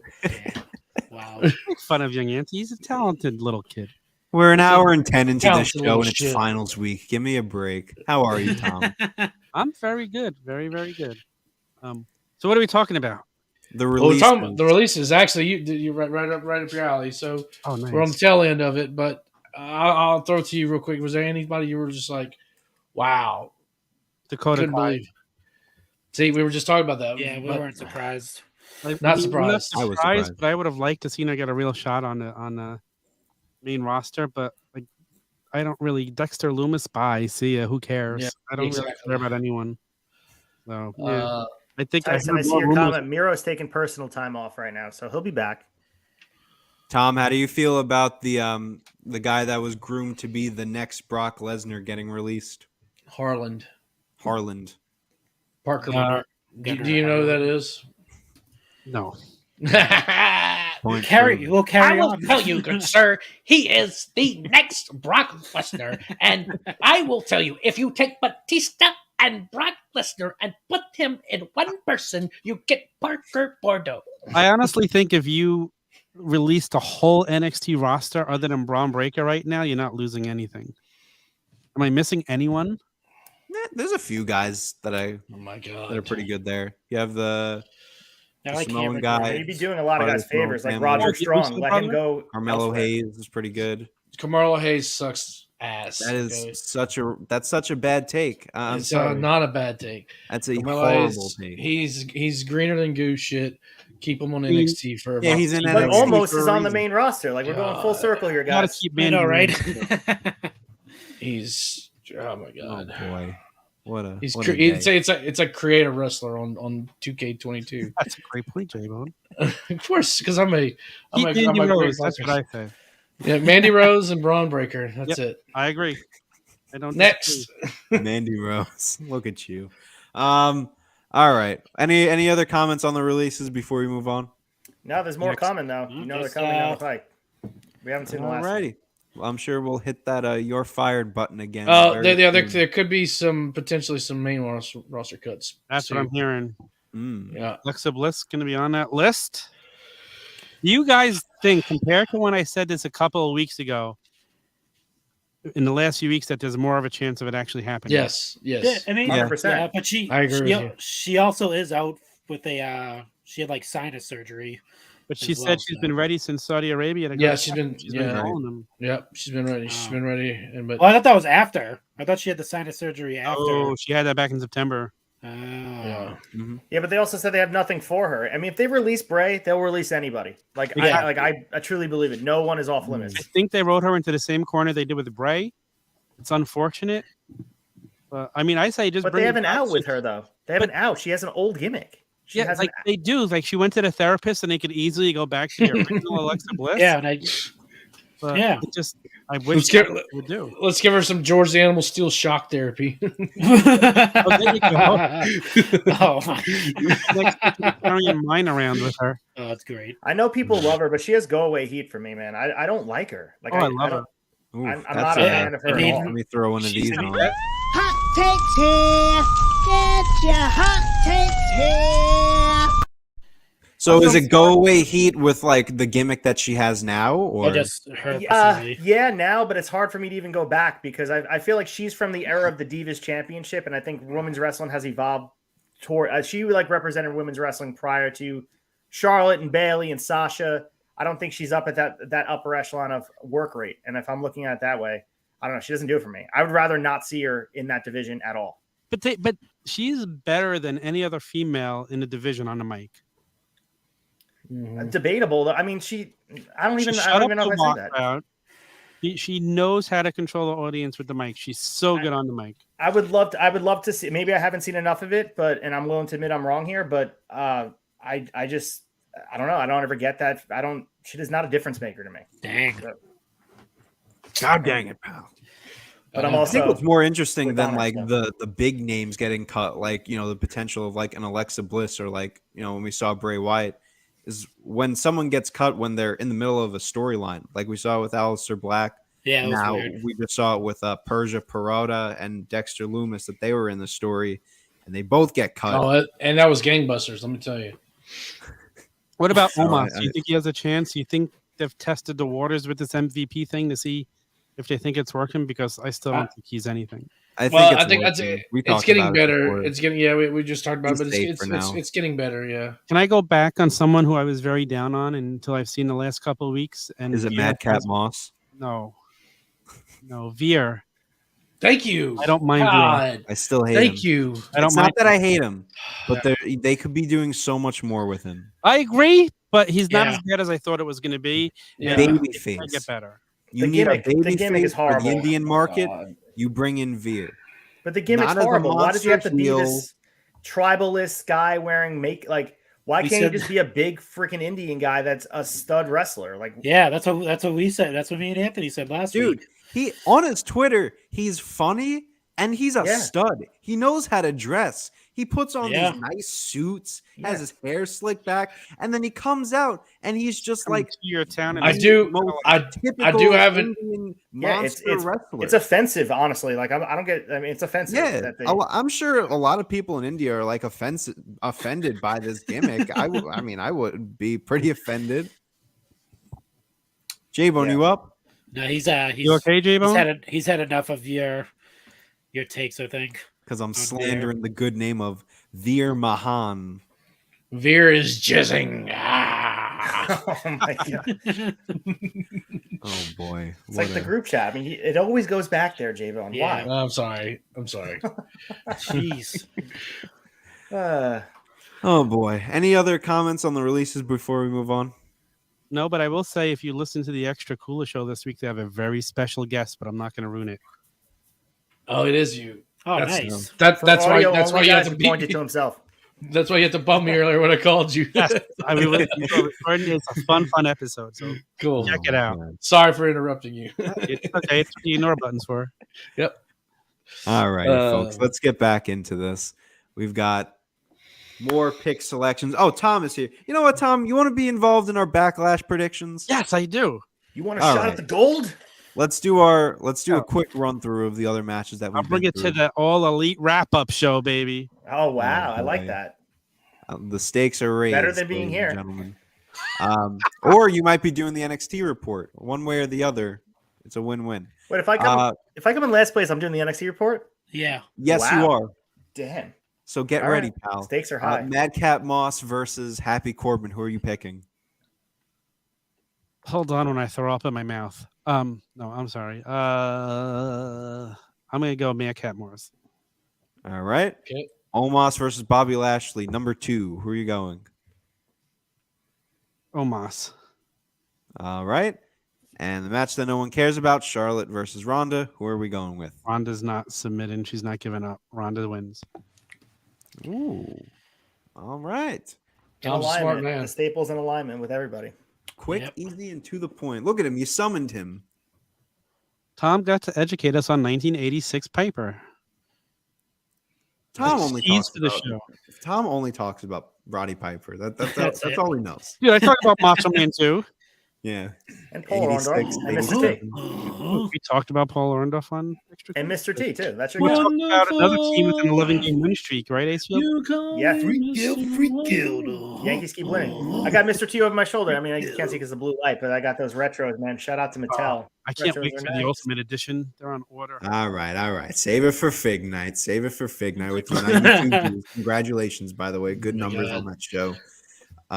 Steve Ozer interview, ladies and gentlemen. Go check it out. Jake and Nick are just awesome. Let's talk about some other matches, some of the more anticipated matches on the show for Backlash, including the rematch, Cody Rhodes versus Seth Rollins. I wonder why they're doing a rematch. Maybe WWE. Why are you asking questions like that? Well, I know, but I figured. Well, I guess there's still more story to be told between Seth and Cody. Give them a proper build, but it's WrestleMania Backlash, so Right. it's a WrestleMania themed event. It opens the Premium door. live event. I can't wait for next month's Backlash. Oh man, Just keep going. WrestleMania Backlash. The WrestleMania Backlash. Backlash of the WrestleMania Backlash. All right, who wants to start us off on this one? I'll go first. Oh, yeah, good. I'm going. They are going to put Cody over again. All right, Marco, who are you going? You don't have to ask. Are we all going Cody? It's I am my not. soul. I'll say why I'm going Seth Rollins, and it makes no sense, but it's WWE booking.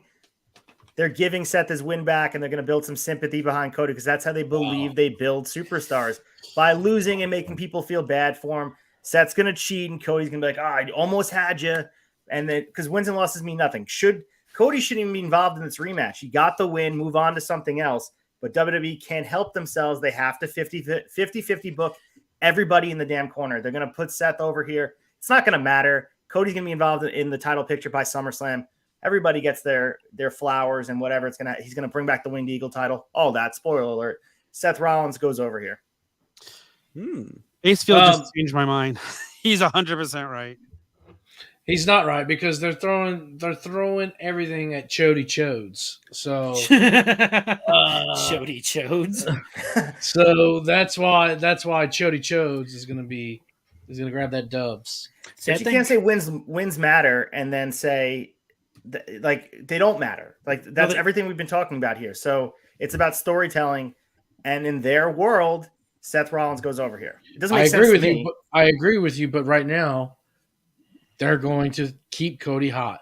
But does it negatively affect Cody if he loses this match if Seth cheats? You think so? Yeah, I think so because he just came in. He just returned. A high profile match, absolutely. Or at least technically, no. But in the fans' eyes, yes. Cody's going to be quote unquote buried if he loses a single match. Seth Rollins, he's buried. Or 3 wins get him right back to Roman. Have a tournament or whatever throughout. I know, but it's just that one loss that in the eyes of the fans. The other thing too is there's no guarantee he's going to have a match at you get a title match at SummerSlam because in September is that Clash at the Castle where they're kind of billing it as McIntyre versus Roman Reigns for the title. So there might not be no title shot in the foreseeable future and up until that point anyway. All right. And also, Roman's not losing the title. I don't see him losing this. He loses it to someone, and then Cody wins it off of whoever beat Roman. Look at the schedule. When are they going to MSG at a house show? That's happening. You guys, I think J-Bone said it. He's winning at MSG. September. Oh, it was Anthony. You said it. It's happening. It's in September. All right, I can see that. Yeah, usually September and day after Christmas. But no matter what, this is a huge test for Vince McMahon because he's going to have to if he puts Cody over twice, that's saying that an outside guy is going over our guy. Seth Rollins is 1B. Yeah, but everybody's expecting him to lose. No, everyone's expecting Cody to win. No. Hold on. They're expecting him to think up and get dropped to that Stardust. Yeah, level. And like you said earlier, I can't remember who said. I think it was Marco. Oh, he got buried. Oh, he's back down. So guess what? Then there people are going to turn on him, because he's top. Yeah, Seth Rollins is top of the top. So if he loses to Seth Rollins, where do you go from there? That kind of in the fans' eyes, it's oh my god, and he doesn't want to turn babyface. I mean, he doesn't want to turn heel. So he's going to get booed really quickly if he loses this. If he wins, he keeps his momentum. Because at some point, and I said this on the debate this past week, at some point, the American Nightmare gimmicks can only go so far. It's going to run out of gas. Mhm. And you know, before he starts getting booed. Just like how basically what happened in AEW. But at some point, it's going to run out of gas. But if you run the engine down to the ground too quick and make it run out of gas, you got 3 years of paying this dude. Unless He's he's going to be the. But that's What's expecting your them to change their whole way of thinking. Like the last 5-6 years, they've done it the opposite way of what you're saying. I agree with you. They should do it that way, but they're going to invest in this 50-50 booking model and continue down the road. not it doesn't with matter. Cody. Like next month, they Not can with just toss Cody. him in the main event picture because it's just no rankings, nothing. not with It's just- Cody though. Can we think about something different for a second? Let's Yeah. think about what it means to Seth Rollins if to have him lose again, and how it can help I've thought about a new that. path. Yeah, I think it's going to drive him into the deep end. Exactly. Yeah, I think that's why. I mean, that's why I think Cody's going to win. I think It's going that's to fun. develop Seth Rollins a lot more because Yeah. he's kind of. I mean, let's be honest. He's not. He's floundering essentially. It's time for Like- him to go in a different direction. Yeah, And definitely. Yeah. This could either Like Seth's character is great, but like you need to see a little bit of depth and just being just the wacky Joker type gimmick, Laughing which is and- cool. But like you can Stupid do more with shirts it, and and I feel like a jackets. loss to Cody is definitely going to open that. Like we saw it earlier on in the year in the build to WrestleMania. Like there was kind of a switch that flipped, that he was in that like depressed state. Yeah. And then of course he got the match with Cody and he was, all fine and He's dandy. okay. But like, there's definitely layers to the character. Something else I want to mention also is that on these 6 matches that I have down as the card for Backlash, 4 of them are WrestleMania rematches. And just the way that the card is organized, we say 50-50 booking, but like not every match is going to end up being 50-50 booking. So far we already said Omas is going to take the win. We've already said that Ronda is going to take the win, except for Marco, but Marco's wrong. So, but Right. but I think this is definitely going to be an important match for WWE to make sure that they keep Cody in the spotlight. Like you said, Ace, like a loss here really shouldn't affect Cody because he can easily be put right back into the title picture, give him money in the bank, do whatever, and he'll be fine. But, you also need to think in a fan's perspective. And I know it's hard to like blend those two worlds sometimes. I try not to, but I'm on social media all the time. Fans are going to hate on it.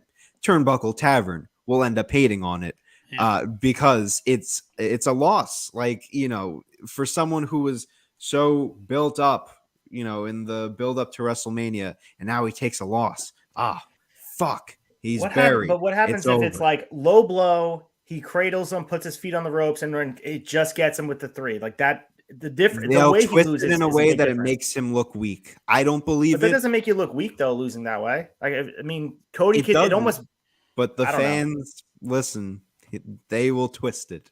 That's But all since I'll when do say. they care about what the fans think? They go in there. That's They true, have an too. agenda. No matter what they're gonna do, they're going to do it. And I looked at the predictions for WrestleMania. I'm sitting here with the belt, with the opposite of how I would book it. So it's like you have to think in that universe that logic doesn't apply sometimes. And Cody logically should go over and look strong, but he really shouldn't be wrestling Seth again. He should almost be wrestling Madcap Moss or someone of that ilk. Just get a clean win and go on and build momentum. Just How saying. about this? If Cody wins, Seth just disappears for a couple of months. That's what I think's happening. Keep I him actually fresh, think Seth. fresh I think take, let him Seth's gonna take off. go. And then when he comes back to a huge pop. Yeah, I think Seth's going away for a little bit. Has there ever been a main event guy that has had these like weird, very extreme, polar opposite gimmicks than Seth Rollins? Like, think about main event guys. Like he did the whole visionary thing. Now he's doing, he did the Messiah thing. Now he's doing the visionary. He did the Shield thing where he did the authority angle. I mean, we could talk about Shawn Michaels and say how he did the DX thing and then became the Heartbreak Kid and just became the main event guy. Mm-hmm. I don't know if we're ever going to see that with Seth. Like Seth's always going to have some level of this, I don't know, this comical character behind him. I think that's where he thrives. And I had my doubts about what he's been doing with this whole Joker gimmick, but I really enjoy it. I think it brings out the best side of him. So I'm okay with what he's doing here. What's his best work in WWE by far? The Beast Slayer stuff was the worst because him as a face coming out there like, awful. I'm going to beat you guys. And he's not that guy. He needs to have some You're not thing that guy, behind him. pal. I think he's the Not that perfect guy, sports pal. Trust me, entertainer. not that guy. You didn't like the man's man? Yeah, not quite. Man, Terrible. forget about that one.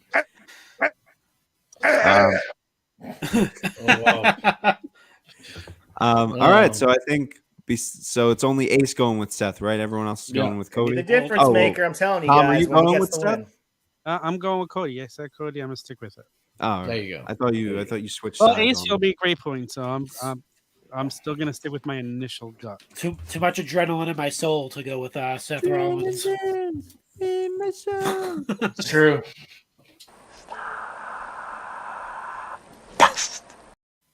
Always got to play at least once The on the American episode. Stardust. All right, let's move into another match, another rematch here from WrestleMania: Edge versus AJ Styles. And we have a bonus question too on this too. So Oh yes, we do, and we'll get into bonus that. question, But who Damian cares? Priest is banned from ringside. Wow, Tom.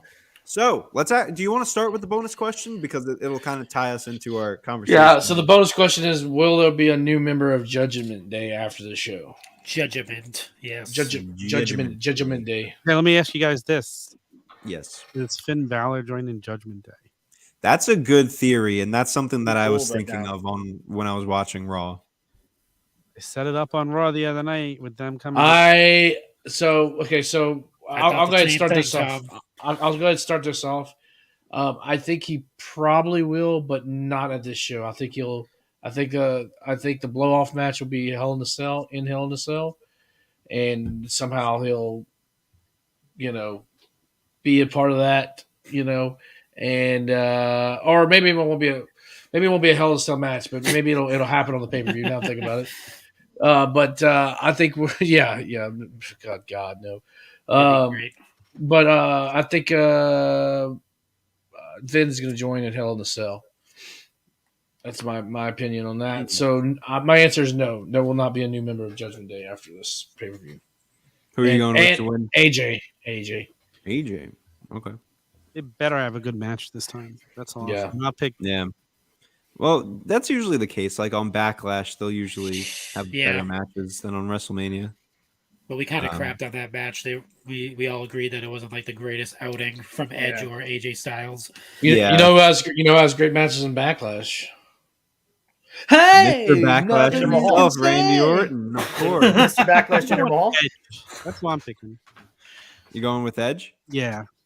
Oh, Will we see a member of Judgment Day be added?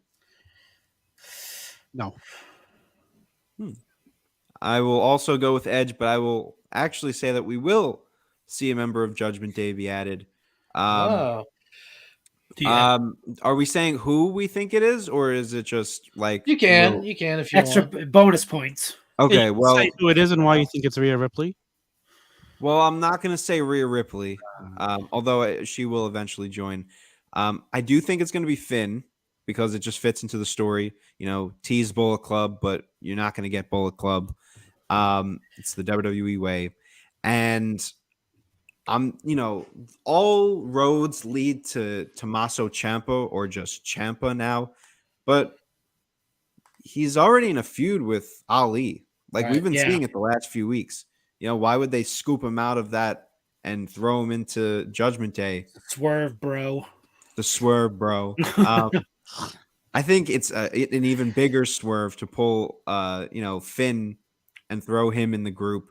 I think it also will definitely leave an interesting dynamic as to like the whole public there's been a whole public outcry about Finn's use in WWE and how he's mistreated and all of this stuff, losing to Austin Theory and losing to Damian Priest. I wonder how people are going to react to him like joining Judgment Day. Like, will that get a positive reaction? We'll see a more darker side of Finn. Yeah. I think it'll be great. I would rather see him join than I would rather see Tommaso Ciampa join. I mean, both of them would be cool, but I feel like Finn would be cool. It would just be an interesting whole dynamic there. What would be cool, J-Bone? Instead of just doing like the whole demon makeup, whatever, just have black face paint. Just plain blackface him. I don't know if that's I gonna don't go think you over can well. do that nowadays. Oh, that's true. My bad. Never mind. I'm sorry. Piper. My bad. You can't watch WrestleMania 6 with Bad News Brown versus Piper. I don't know if they can be able That's to not what I do meant. that. I'm so sorry. I'm Ace, embarrassed. give your prediction. We got to get out of How here. does So I'm going with AJ Styles. Sorry, Go- J-Bone. You deserve that. I'm going with AJ here, Oh, and I I'm don't so think we get a sorry. new member of Judgment Day. I do love the Finn stuff that you guys are talking about, but I do think Rhea is going to join. I just want to shout out the J-Bone for you being on the debate this week. You did a great job filling in for Tom. And the conversation about this being the new Brood was fascinating to me because I didn't consider that as the option. I just thought they were doing their own thing and consider talking about House of Black. But I think AJ gets his win back here. And Edge is approaching territory of kind of being like Undertaker, where wins and losses don't really matter as much to him, and not in the bad way. I think he's more of this like losses fuel him, like the Bray Wyatt character when he first came in, where it was just about taking over and haunting people and making their lives a living hell. So I think AJ wins here. The feud's not over. We're going to get more of it throughout the summer. I think ultimately Edge probably gets the win in the feud, but I think AJ gets gets to check the box here. Well, this is my last show. Ace, I have no idea what you just said, but I hope your prediction comes out well. All right. I said AJ Styles. I For was the record. Styles. All right. I was trying to say like a darker, image, but Who do you got? God. I quit. It's I 2022 and J-Bone has Why- people in Why blackface. you guys are surprised after he is like way behind this like Veer push? Like he wants Veer to be the greatest thing running right now. I mean, come on, guys. I mean, I'm joking. So about that honor society invite, I'm gonna have to take that one back. Oh, man. I'm so embarrassed right now. Anyways, All right. it's the worst show I've ever done in my life. I can't even make a prediction. All right, so I'm gonna go Edge for the win, and I'm with young Anthony. I think Finn Balor is gonna be the addition to Judgment Day. I think he's gonna be the reason why AJ loses. Okay. He's gonna, Damian Priest is gonna show up, and he's gonna be distracted, and then it's gonna look like, oh, Finn Balor's coming out to save AJ Styles, and then he's gonna. So you're saying Edge and yes? Yes, and the other thing too is I guess on YouTube when they replay you can go back and watch the clips from Raw. I guess they edited the Too Sweet reunion out of it, so that doesn't exist on the YouTubes. Well, because it's Right. Bullet Club Day today, guys. Happy Bullet Club Day. Okay, so let me ask you a question real quick. So you got the whole Forbidden Door thing going, and the Bullet Club's like a major part. Think it's a coincidence that they're finally pairing Finn Balor and AJ Styles now? It might be tongue in cheek, dude. It might be them being like nudge, nudge, or like we have the real leaders of the Bullet Club. Yeah. Well, Finn Finn originated it, right? Wasn't he the original? Yeah, Prince Devitt. Yeah. I think it might just be a coincidence. I don't really think that WWE cares about what's going on with I the don't know. Bullet They're caring Club. more and more, dude. They've been very petty as of late, so it wouldn't surprise me. That's fair. I don't know. And history does Something to repeat think itself. To shout out 1996 Shot of Nostalgia once again. I'm reading a lot of stuff between WCW and WWE. Vince can be a very vindictive son of a bitch. He'll go out of his way to disparage the competition to the point where I don't think anything is out of line for him. I think he'll do anything. When Vince feels his back is against the wall and he's like in competition, he'll start doing more exciting, better stuff. So AEW should take it as a compliment, you know what I mean? Or the rest of the companies. The Forbidden Door is a shot to the bow a little bit. It's not just AEW. This is the wrestling world getting together. Right. And you can compare this again to 1996 as a World Wrestling Festival that I'll expand on more on Shot of Nostalgia on Friday, that everyone participated in except for WWF and ECW because they couldn't get past their differences, and Paul Heyman was in the pocket of Vince. So everybody else was there. Every other wrestling company for a good cause, Vince still couldn't do it. So Forbidden Door is like, he'll never get behind the program. His dad, though, he was all about it. Oh, yeah. So Hey, what about, AEW must have some working agreement with Impact again because they have Deonna Purrazzo coming on this week. 100%. Coming on. I don't think it ever closed. I mean, I think it just. They had a 1-year agreement that ended. No, it did end. Yeah. I just think they had like a handshake deal that was put in place, and the door is always open because you had the Good Brothers there for an extended period of time. The championships were involved. Yeah, maybe Impact just stepped away a bit from Mickey to be in the Rumble. Like I know it was kind of in line with that. Well, and I think it's back. I think probably. I kind of think the ROH. This is going off a completely different tangent, but I think the ROH deal kind of came out of left field, so to speak, and their plans were placed to have Deonna Purrazzo as the Ring of Honor champion whenever they were relaunched, and then it was just like this deal came in place, and then because she was champion she became champion pretty like early on after they quote unquote closed down, Right. Mm-hmm. So she's been champion since like February or something like that. Yeah, so you guys can catch more about that on Honor Society on Thursday. We'll be breaking down everything, the minutia, move by move, talking about Deonna Purrazzo versus Mercedes Martinez, and we're breaking down Samoa Joe, Trent Beretta for the Ring of Honor Television Championship on our side. Freeing myself and Steve, crushing it. So I'll throw up the title there. I'll bring it back. We're on the Rawdown actually, so you could hold that WWE title with pride. But anyway. I shows on my show. Look at this son of a bitch. Anyone else? People love Honor Society, man. I'm just saying. What Ace? What was your pick? I'm sorry. I'm an AJ Styles, and also, no, I don't have anyone joining Judgment Day. Smart man. Okay. All righty. Well, looks like it is time for what is probably going to be the main event of the show. The main event. It might be Ronda and Charlotte, but like this is the true main event, I guess. 6-man tag, and we also have a bonus question on this one too. We do have a bonus question on this one.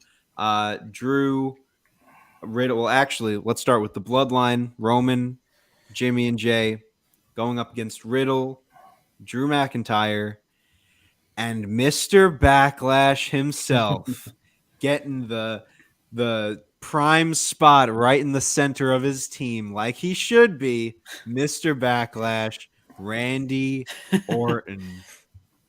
Go look at his track record. That man has put on some fucking bangers at Backlash, baby. Randall. That's the shirt right there. Bangers at Backlash right there. Like it.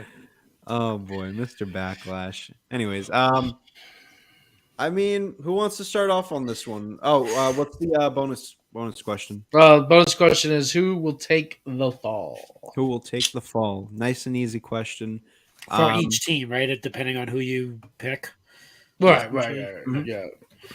All right.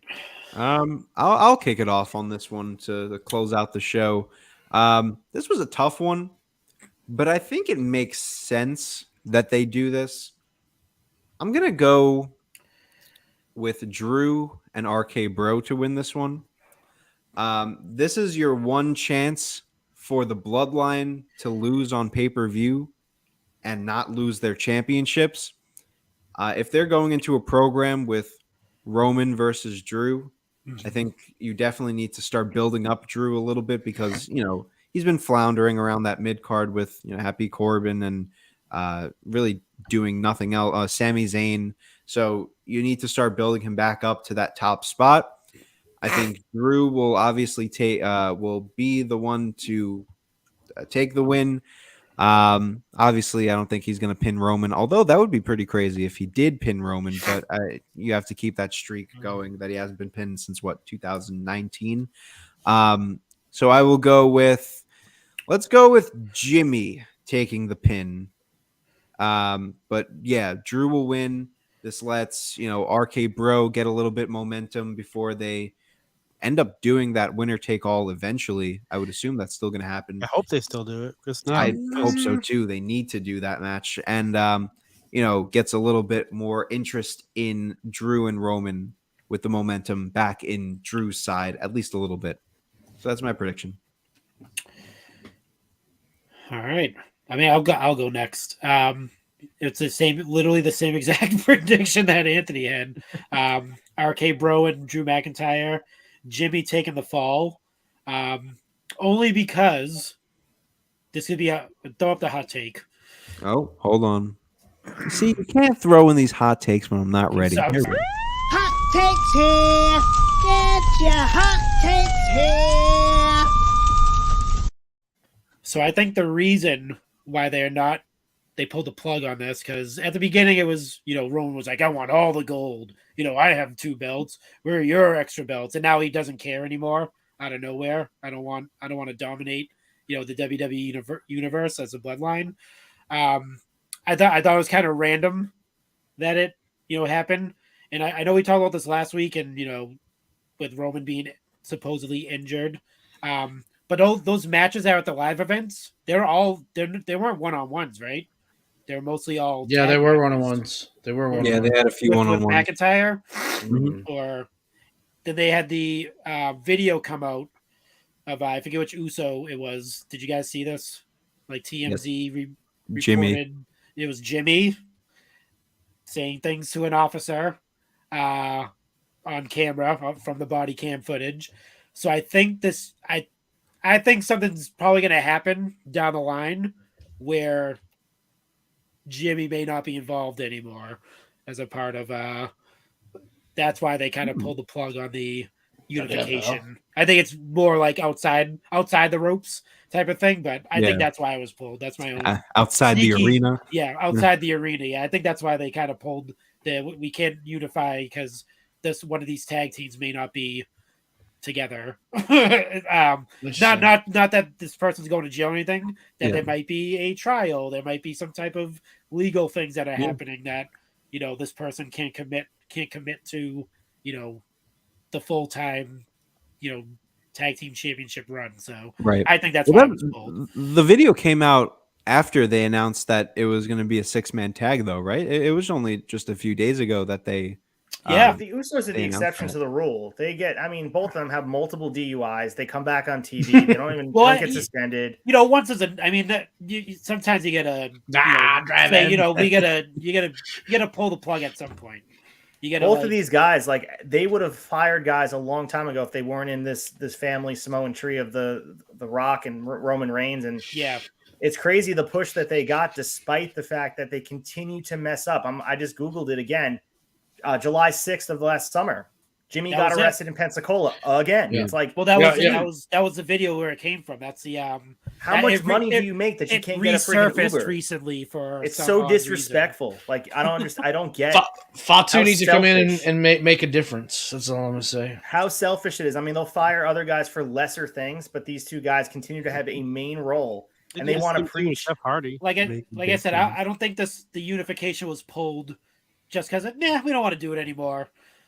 I think it probably played along the lines of if we do this, we have to break up RK-Bro. Obviously, that might have been a discussion, but I think the real discussion was that video that just appeared out of nowhere recently for some odd reason, and it kind of played a role into them not something could like I said, something could happen. Hulk Hogan had something to do with it. Probably. I would agree, but yeah. That was my own secret. We saw that video when it's wild, man. Happened. Yeah, and that's why I think he's getting pinned too. He's the fall guy. He's Jay's the right hand to the tribal chief. He's already been established as that. And Jimmy was the guy that was kind of like the rebel, or he could be the one that could, oh, you suck, you made us lose, blah blah blah, and then they can take him off TV for a while or something. Right. Yeah, I was gonna say if he's the fall guy and he's the center of attention here, wouldn't it doesn't really matter. It's just a bonus point. But wouldn't Jay be the one to take the fall, and they would try to keep Jimmy out of the spotlight? Just because maybe they hurt him to the point where he can't compete. Like he just gets pinned and then he's written off TV, or Roman beats his ass next week on SmackDown and says, "You took the fall, and now whatever." We saw that side of Roman with the head of the table where he wrestled Jay in the Hell in a Cell and that was a huge moment for Roman there. Mm-hmm. But yeah, both of those guys, they get second chance after second chance, and it's just a shame. Other guys get fired for much less. And personally, the DUI stuff is so disrespectful, especially when you have the opportunity to. You make a lot of money. It's not like you're hurting here. Yeah. And I'm sure WWE offers rides places. It's just the most selfish thing you can do. You see these athletes and pro wrestlers go out there and just take other people's lives in your hand. It's luckily he hasn't killed somebody yet doing it, but I mean, they just take his goddamn license away. Yeah, it's coming. Well, whatever. Aside from that, it's a completely separate conversation. I'm going to go with RK-Bro and Drew McIntyre getting the win here. Everything you guys said, Control C, Control V, absolutely. I think Uso takes the pin here, but not because of the legal stuff. I just think that, like you said, Jay is the guy who's his right hand. Even on SmackDown this week, they like just talked about. I think Orton had said it during that segment. Yeah. Or no, it was on Raw when he said it during the segment where he said like, "Oh, you're the right hand man," and then the other guy. So, Jey Uso has a higher echelon, and I think it's the perfect opportunity to have Roman lose without Roman losing. So yeah, yep. And why not Jimmy take the pin? Yep. Cool. Control C, Control V. Control C, Control V, baby. I mean, I didn't know anything about the body cam footage and all that stuff. But I was thinking, more like, I guess on a creative way, that I think maybe they could extend this out, make it mean something in a Hell in a Cell match, have the Usos versus RK-Bro or something along those lines. But but I also think it's Jimmy, same thing. I think because he's the fall guy, so to speak, and Jay's the right hand man. Just he's the Marty Jannetty of the tag team. He's already put himself out there. Apparently. Yeah, inside and out. Yeah, I was about to say that. Yeah. Yeah. Jim killed a guy. Tom, who are you going with? I am going with the Bloodline, and Riddle takes the pin. Wow. Whoa. Okay. Any reason why, or just because I don't think they're even. I think that nothing's happening with the Usos. Vince will pay a large fine. They'll be fine. They'll keep getting their push. Are we not getting Bianca and Sonya? That's not official? Nope. No. I'm assuming there's still Friday, obviously SmackDown they could announce, like, I'm assuming we might get Asuka and Becky Lynch. That might happen. Oh, that's a good point too. There's got to be That'd be a tough one to pick too. So yeah. Which actually brings us to our next question, or last and final question. Will there be any matches added, and how many? Ooh. So I'm going to preface this real quick. I guess, I was thinking if you do how many, we're going to do 2 bonus points. But obviously, if you just do none, no. 0. So you get those 2 bonus points, I guess? Yeah, that works, yeah. Just 2 bonus points for whoever gets the correct answer. Does pre-show matches count? Or no? It's a card. I would say yes. Yeah. All right. Well, fair. I don't know. Does anybody watch those? I mean, I do. I mean, They haven't done pre-show matches for the last few events. Mania didn't have one. All right, go ahead. We'll say pre-show matches. Yeah, counts. All right, I'm going 3 then. 3 matches? I'm going 3 because they're going to add Bianca and Sonya, and then they're going to have 2 pre-show matches, which is it's going to be. There's plenty of guys left off the card. They're gonna find Sami Zayn, something like that. They're gonna find their way in. Huh. So it just to make sure we're clear. So yes, 3, you get 2 bonus points. But if somebody says no, they still get the 2 bonus points. Correct? You guys are lost here. I'm the outsider. Okay. All right. Yeah. Okay. So, but yes, 3. Okay. Marco, what you think? I think yes, but 1, not 3. I think they'll add 1. I agree with Marco. It's 6, right? Is that how many matches are? Yeah. Yeah, they're currently up to 6. Yeah, I think one Maybe more. one of those fast pay-per-views. What do you think it's going to be? I want to say Asuka Becky Lynch, but that's kind of like a big marquee match, so I don't know. I mean, I'll go with that. I'll go with Are they really only going to have 1 title match, though? That's my thing. I mean, they no Intercontinental, no United States. So I mean, They don't mean anything. Those titles. I didn't have them on But WrestleMania. they may add them Why on should the you put them on pre-show. You Backlash? might have an Austin Theory match on the pre-show, and then you may have That's Bianca possible. and Sonya on the main card. Yeah. And I got to Yeah. keep my fingers crossed for another match. actually, you know what? I could see Ali versus Theory on the pre-show. Yeah, I was gonna say Ali, maybe Ali and Ciampa. It would Ali, be like the Ciampa, yeah. added. I think they're saving that. They're saving Even if that. Liv versus Think Rhea so? could happen. Oh yeah. That's a Liv story versus going on right Rhea. now. Raw has a lot of like you mini got- stories. You got Ezekiel, Kevin Owens. You got Ezekiel, We're Kevin not Owens. looking Sonya. so bad.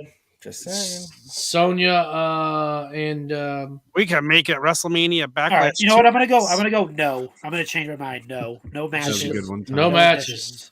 Damn. WrestleMania Backlash There's too many. Like they'd have to. There's so many matches they could add. Backlash is Sunday or Saturday? Sunday. Sunday. Yes. Okay. Saturdays are only the bigger events like SummerSlam, Yeah. Rumble. Hell in a Cell's a Saturday, isn't it? Is it? I don't know. Pretty sure Are they it's running Monday. Hell in a? No, they're not running Hell in a Cell in the stadium. No. No, Or are they? No. no, it's Money in just the Bank's in the arena. stadium because I know Yeah. that's on a Saturday. Yeah. All right. I'm going zero zilch. I will go. Oh, you're going none, Marco? Yeah, I changed my mind. I'm gonna go no. Oh, all right. Final. Final answer. I'm gonna go. No. Yes, I will go one match, and it will be on the pre-show. And I don't think you're gonna get like a real story match here, because I feel like anything that they would have added, from Raw, they would have added by now, as far as like a story-driven match, like your Ezekiel Owens or Liv versus Rhea, or especially Asuka versus Becky. I feel like you can't just throw that into the card. Plus, the last few shows that we've gotten, I mean, Rumble was 6 matches, Elimination Chamber was 6 with the pre-show. Day 1 was, I believe, 7 with a pre-show. So I'm gonna go with one match on the pre-show. And honestly, I think it'll just be Ali versus Ciampa because it's a match that you can just throw away, get it out of the way. Honestly, I know like they really shouldn't do this, but if they wanted to, they technically are in a pretty good spot to go back to doing brand exclusive pay-per-views because Raw has been building up a lot of. No, they're not. stories. SmackDown's got a horrible roster. I'm saying for Raw, like Raw could do it. SmackDown can't. Yeah, no, yeah. But Raw's been phenomenal lately. I mean, phenomenal is a heavy word there, but Well, better than last summer. It's been good. Much better than last time. Raw recap show. Yeah, go look at the Raw recaps on that one. Snooze fest. It should have been the Raw recap show. Yeah, good one, Tom. I mean, we were great, but Yeah, we were more entertaining than Raw. Yeah, I'll just go with a random pre-show match, but yes, one match to be on the card. I'm gonna go yes, and I'm also gonna go one match just because 6 matches. I think they're gonna give some time to a couple of these matches, but overall, I think it's gonna be a short pay-per-view. I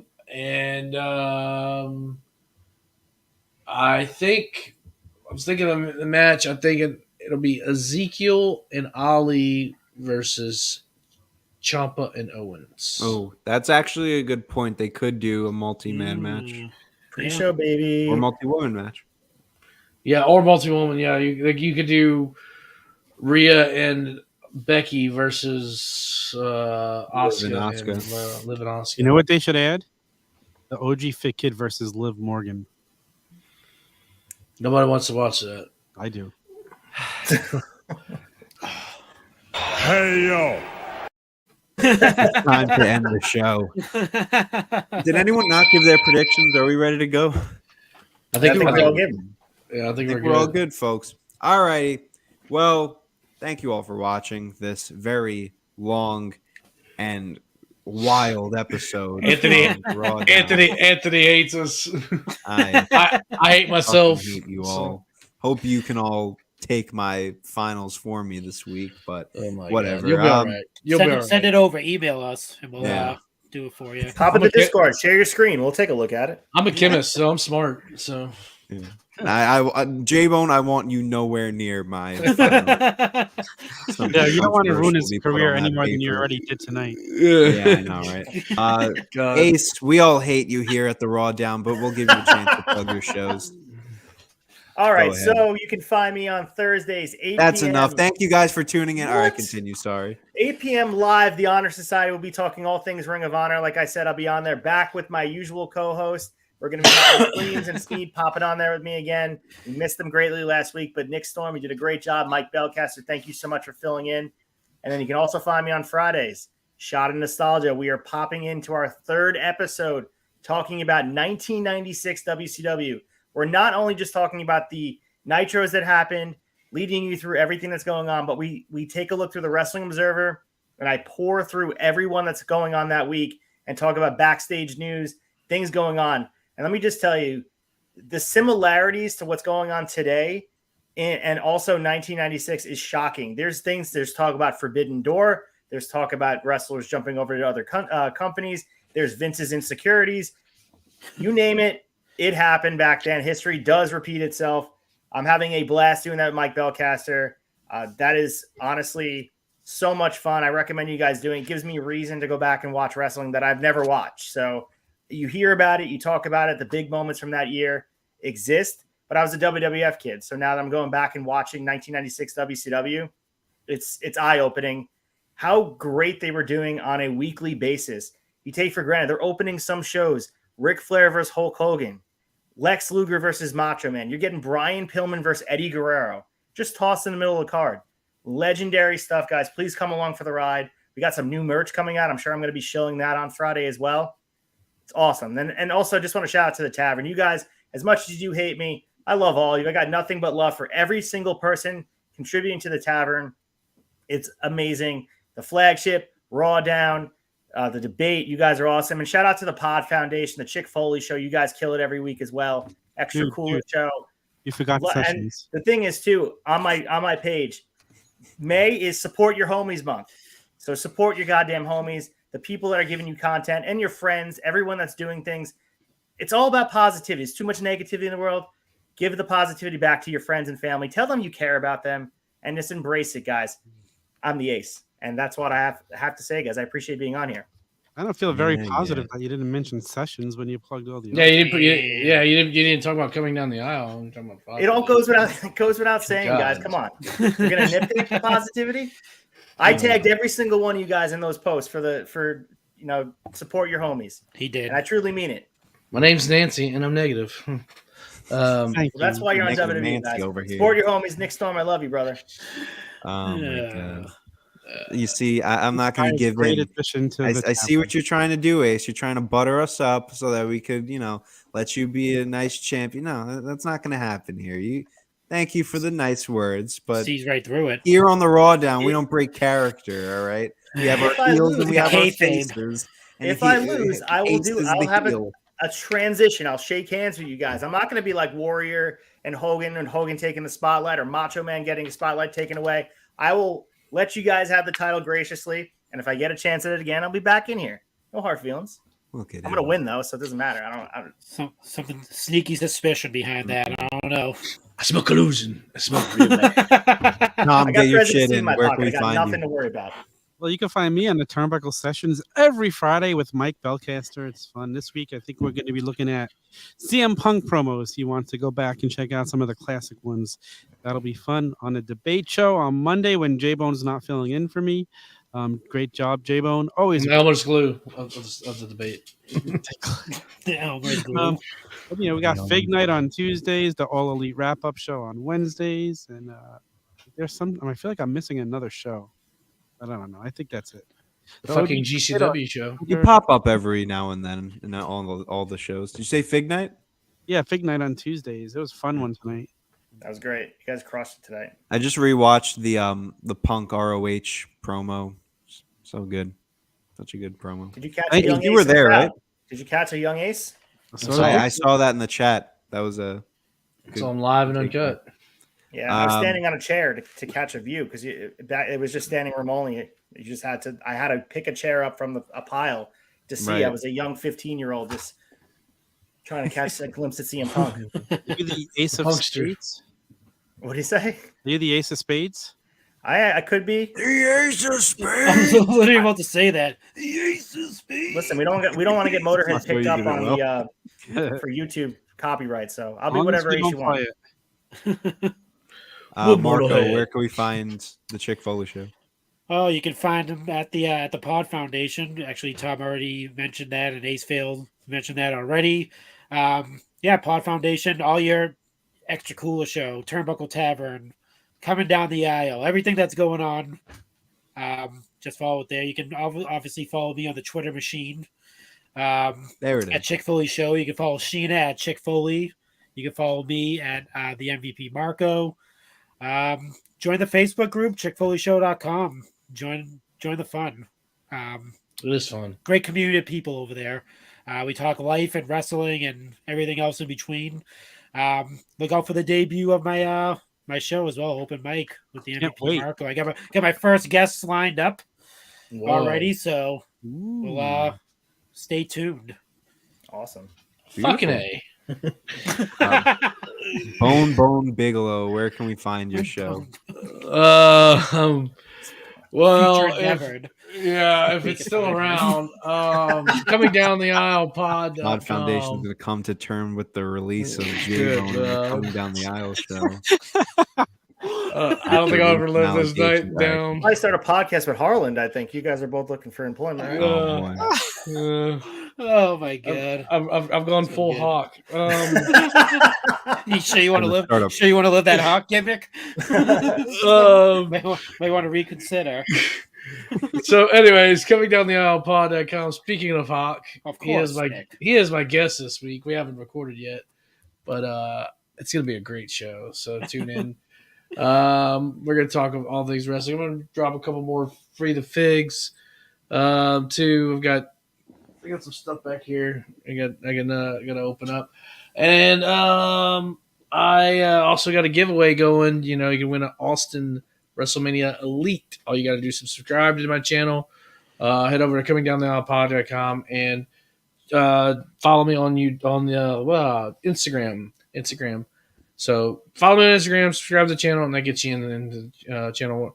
About a little bit less than 20 away from being able to run that. So. And that's the bottom line. Stone Cold Elite. Definitely want to check that one out. And of course, over on my end, the Independent Epicenter just got back for this weekend from Invictus Pro Wrestling's In Bloom 2 event. The Answer, ASC. ASC, sorry. My bad. Yeah, was doing interviews for the first time. Great experience. Definitely, I'm going to be posting all of the interviews either on my social medias. I have a YouTube. Get your foot off my shoulder. How about you get your foot off my shoulder? Listen, I didn't like. I walked into that interview and I was like, if this guy puts his hand on my shoulder, I'm just gonna say it. Like I hope someone, and I just hope someone gets the reference. And then like, you know, I tell him, are you gonna be nervous tonight? And all I feel is this. And I'm like, do it. And I just say quickly, just, why don't you get your foot off my shoulder? And I'm like, yes, best moment of my life. Did they for catch more the on reference? that, if you don't get the reference, go check out Indie Epicenter on Instagram. Interviewed a plethora of great independent wrestlers, such as the likes of PJ Savage, Jay Bougie, Big Trouble, Ben Bishop, Big Game Leroy, amazing talents and amazing people. I already have my second promotion lined up that I'm going to be working with. We Are Wrestling, so just got to keep those connections going with. They have a show coming up May 22nd with AEW's Jay Lethal making an appearance, so that'll be a fun Ring of show. Honor's Jay Lethal. Yes, that's very true. You got to drop a put that cigarette out too. Do that one next week.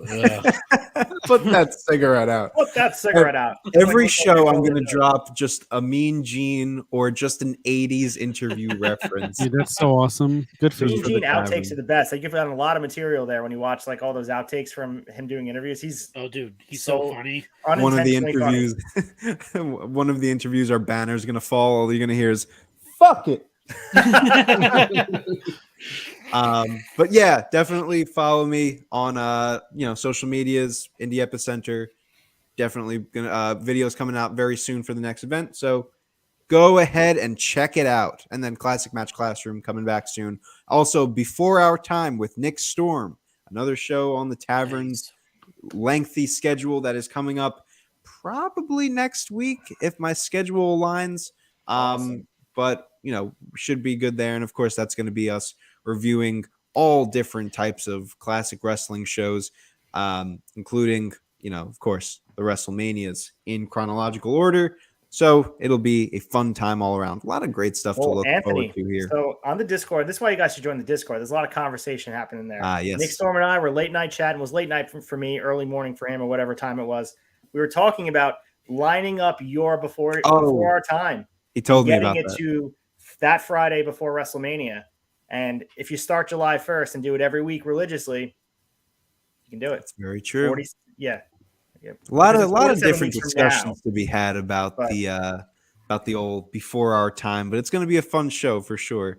Before Our Time going to be number 1 on the Tavern. Hell yeah. Amen. The broken VCR is number 1 for me right now, but you know what's number 1? Time's getting there.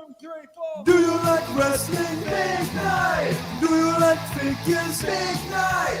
If you want nostalgia hits, it's Fig Night. Fig Night at the Tavern is live on Tuesdays at 6 p.m. Eastern Time. Join. All right. Thank you.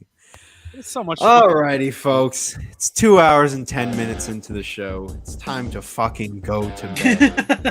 The music is playing, which you've been ready to go to bed since 9 o'clock.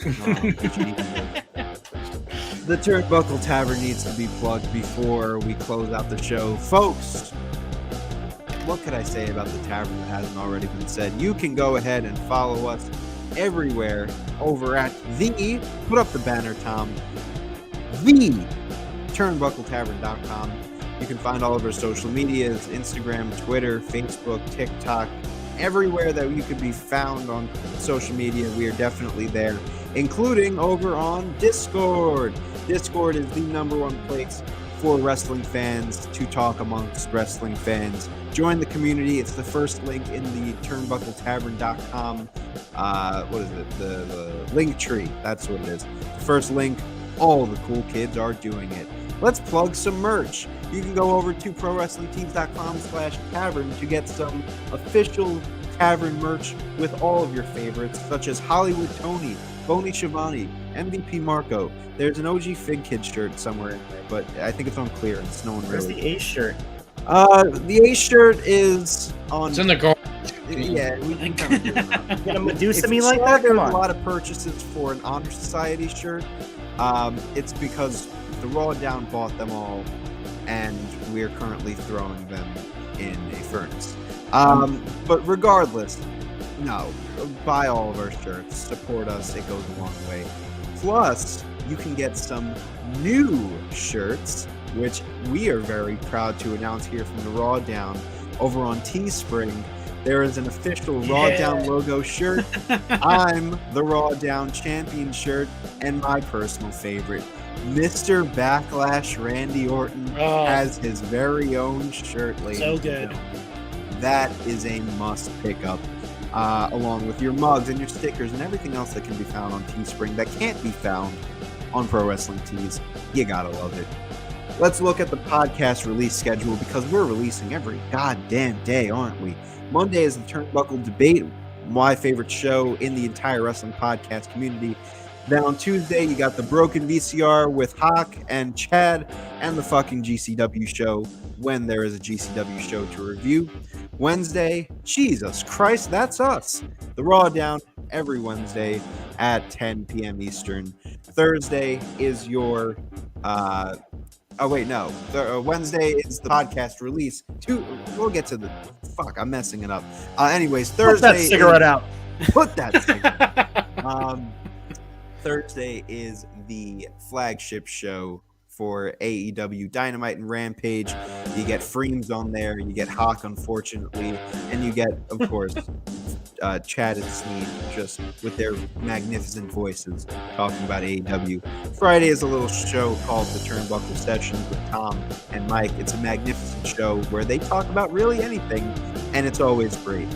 Saturday is Fig Night at the Tavern with Tom, Mike, and Nick Storm, all the way from Australia. They talk about figures. It's a fun time. Let's talk about our live stream schedule.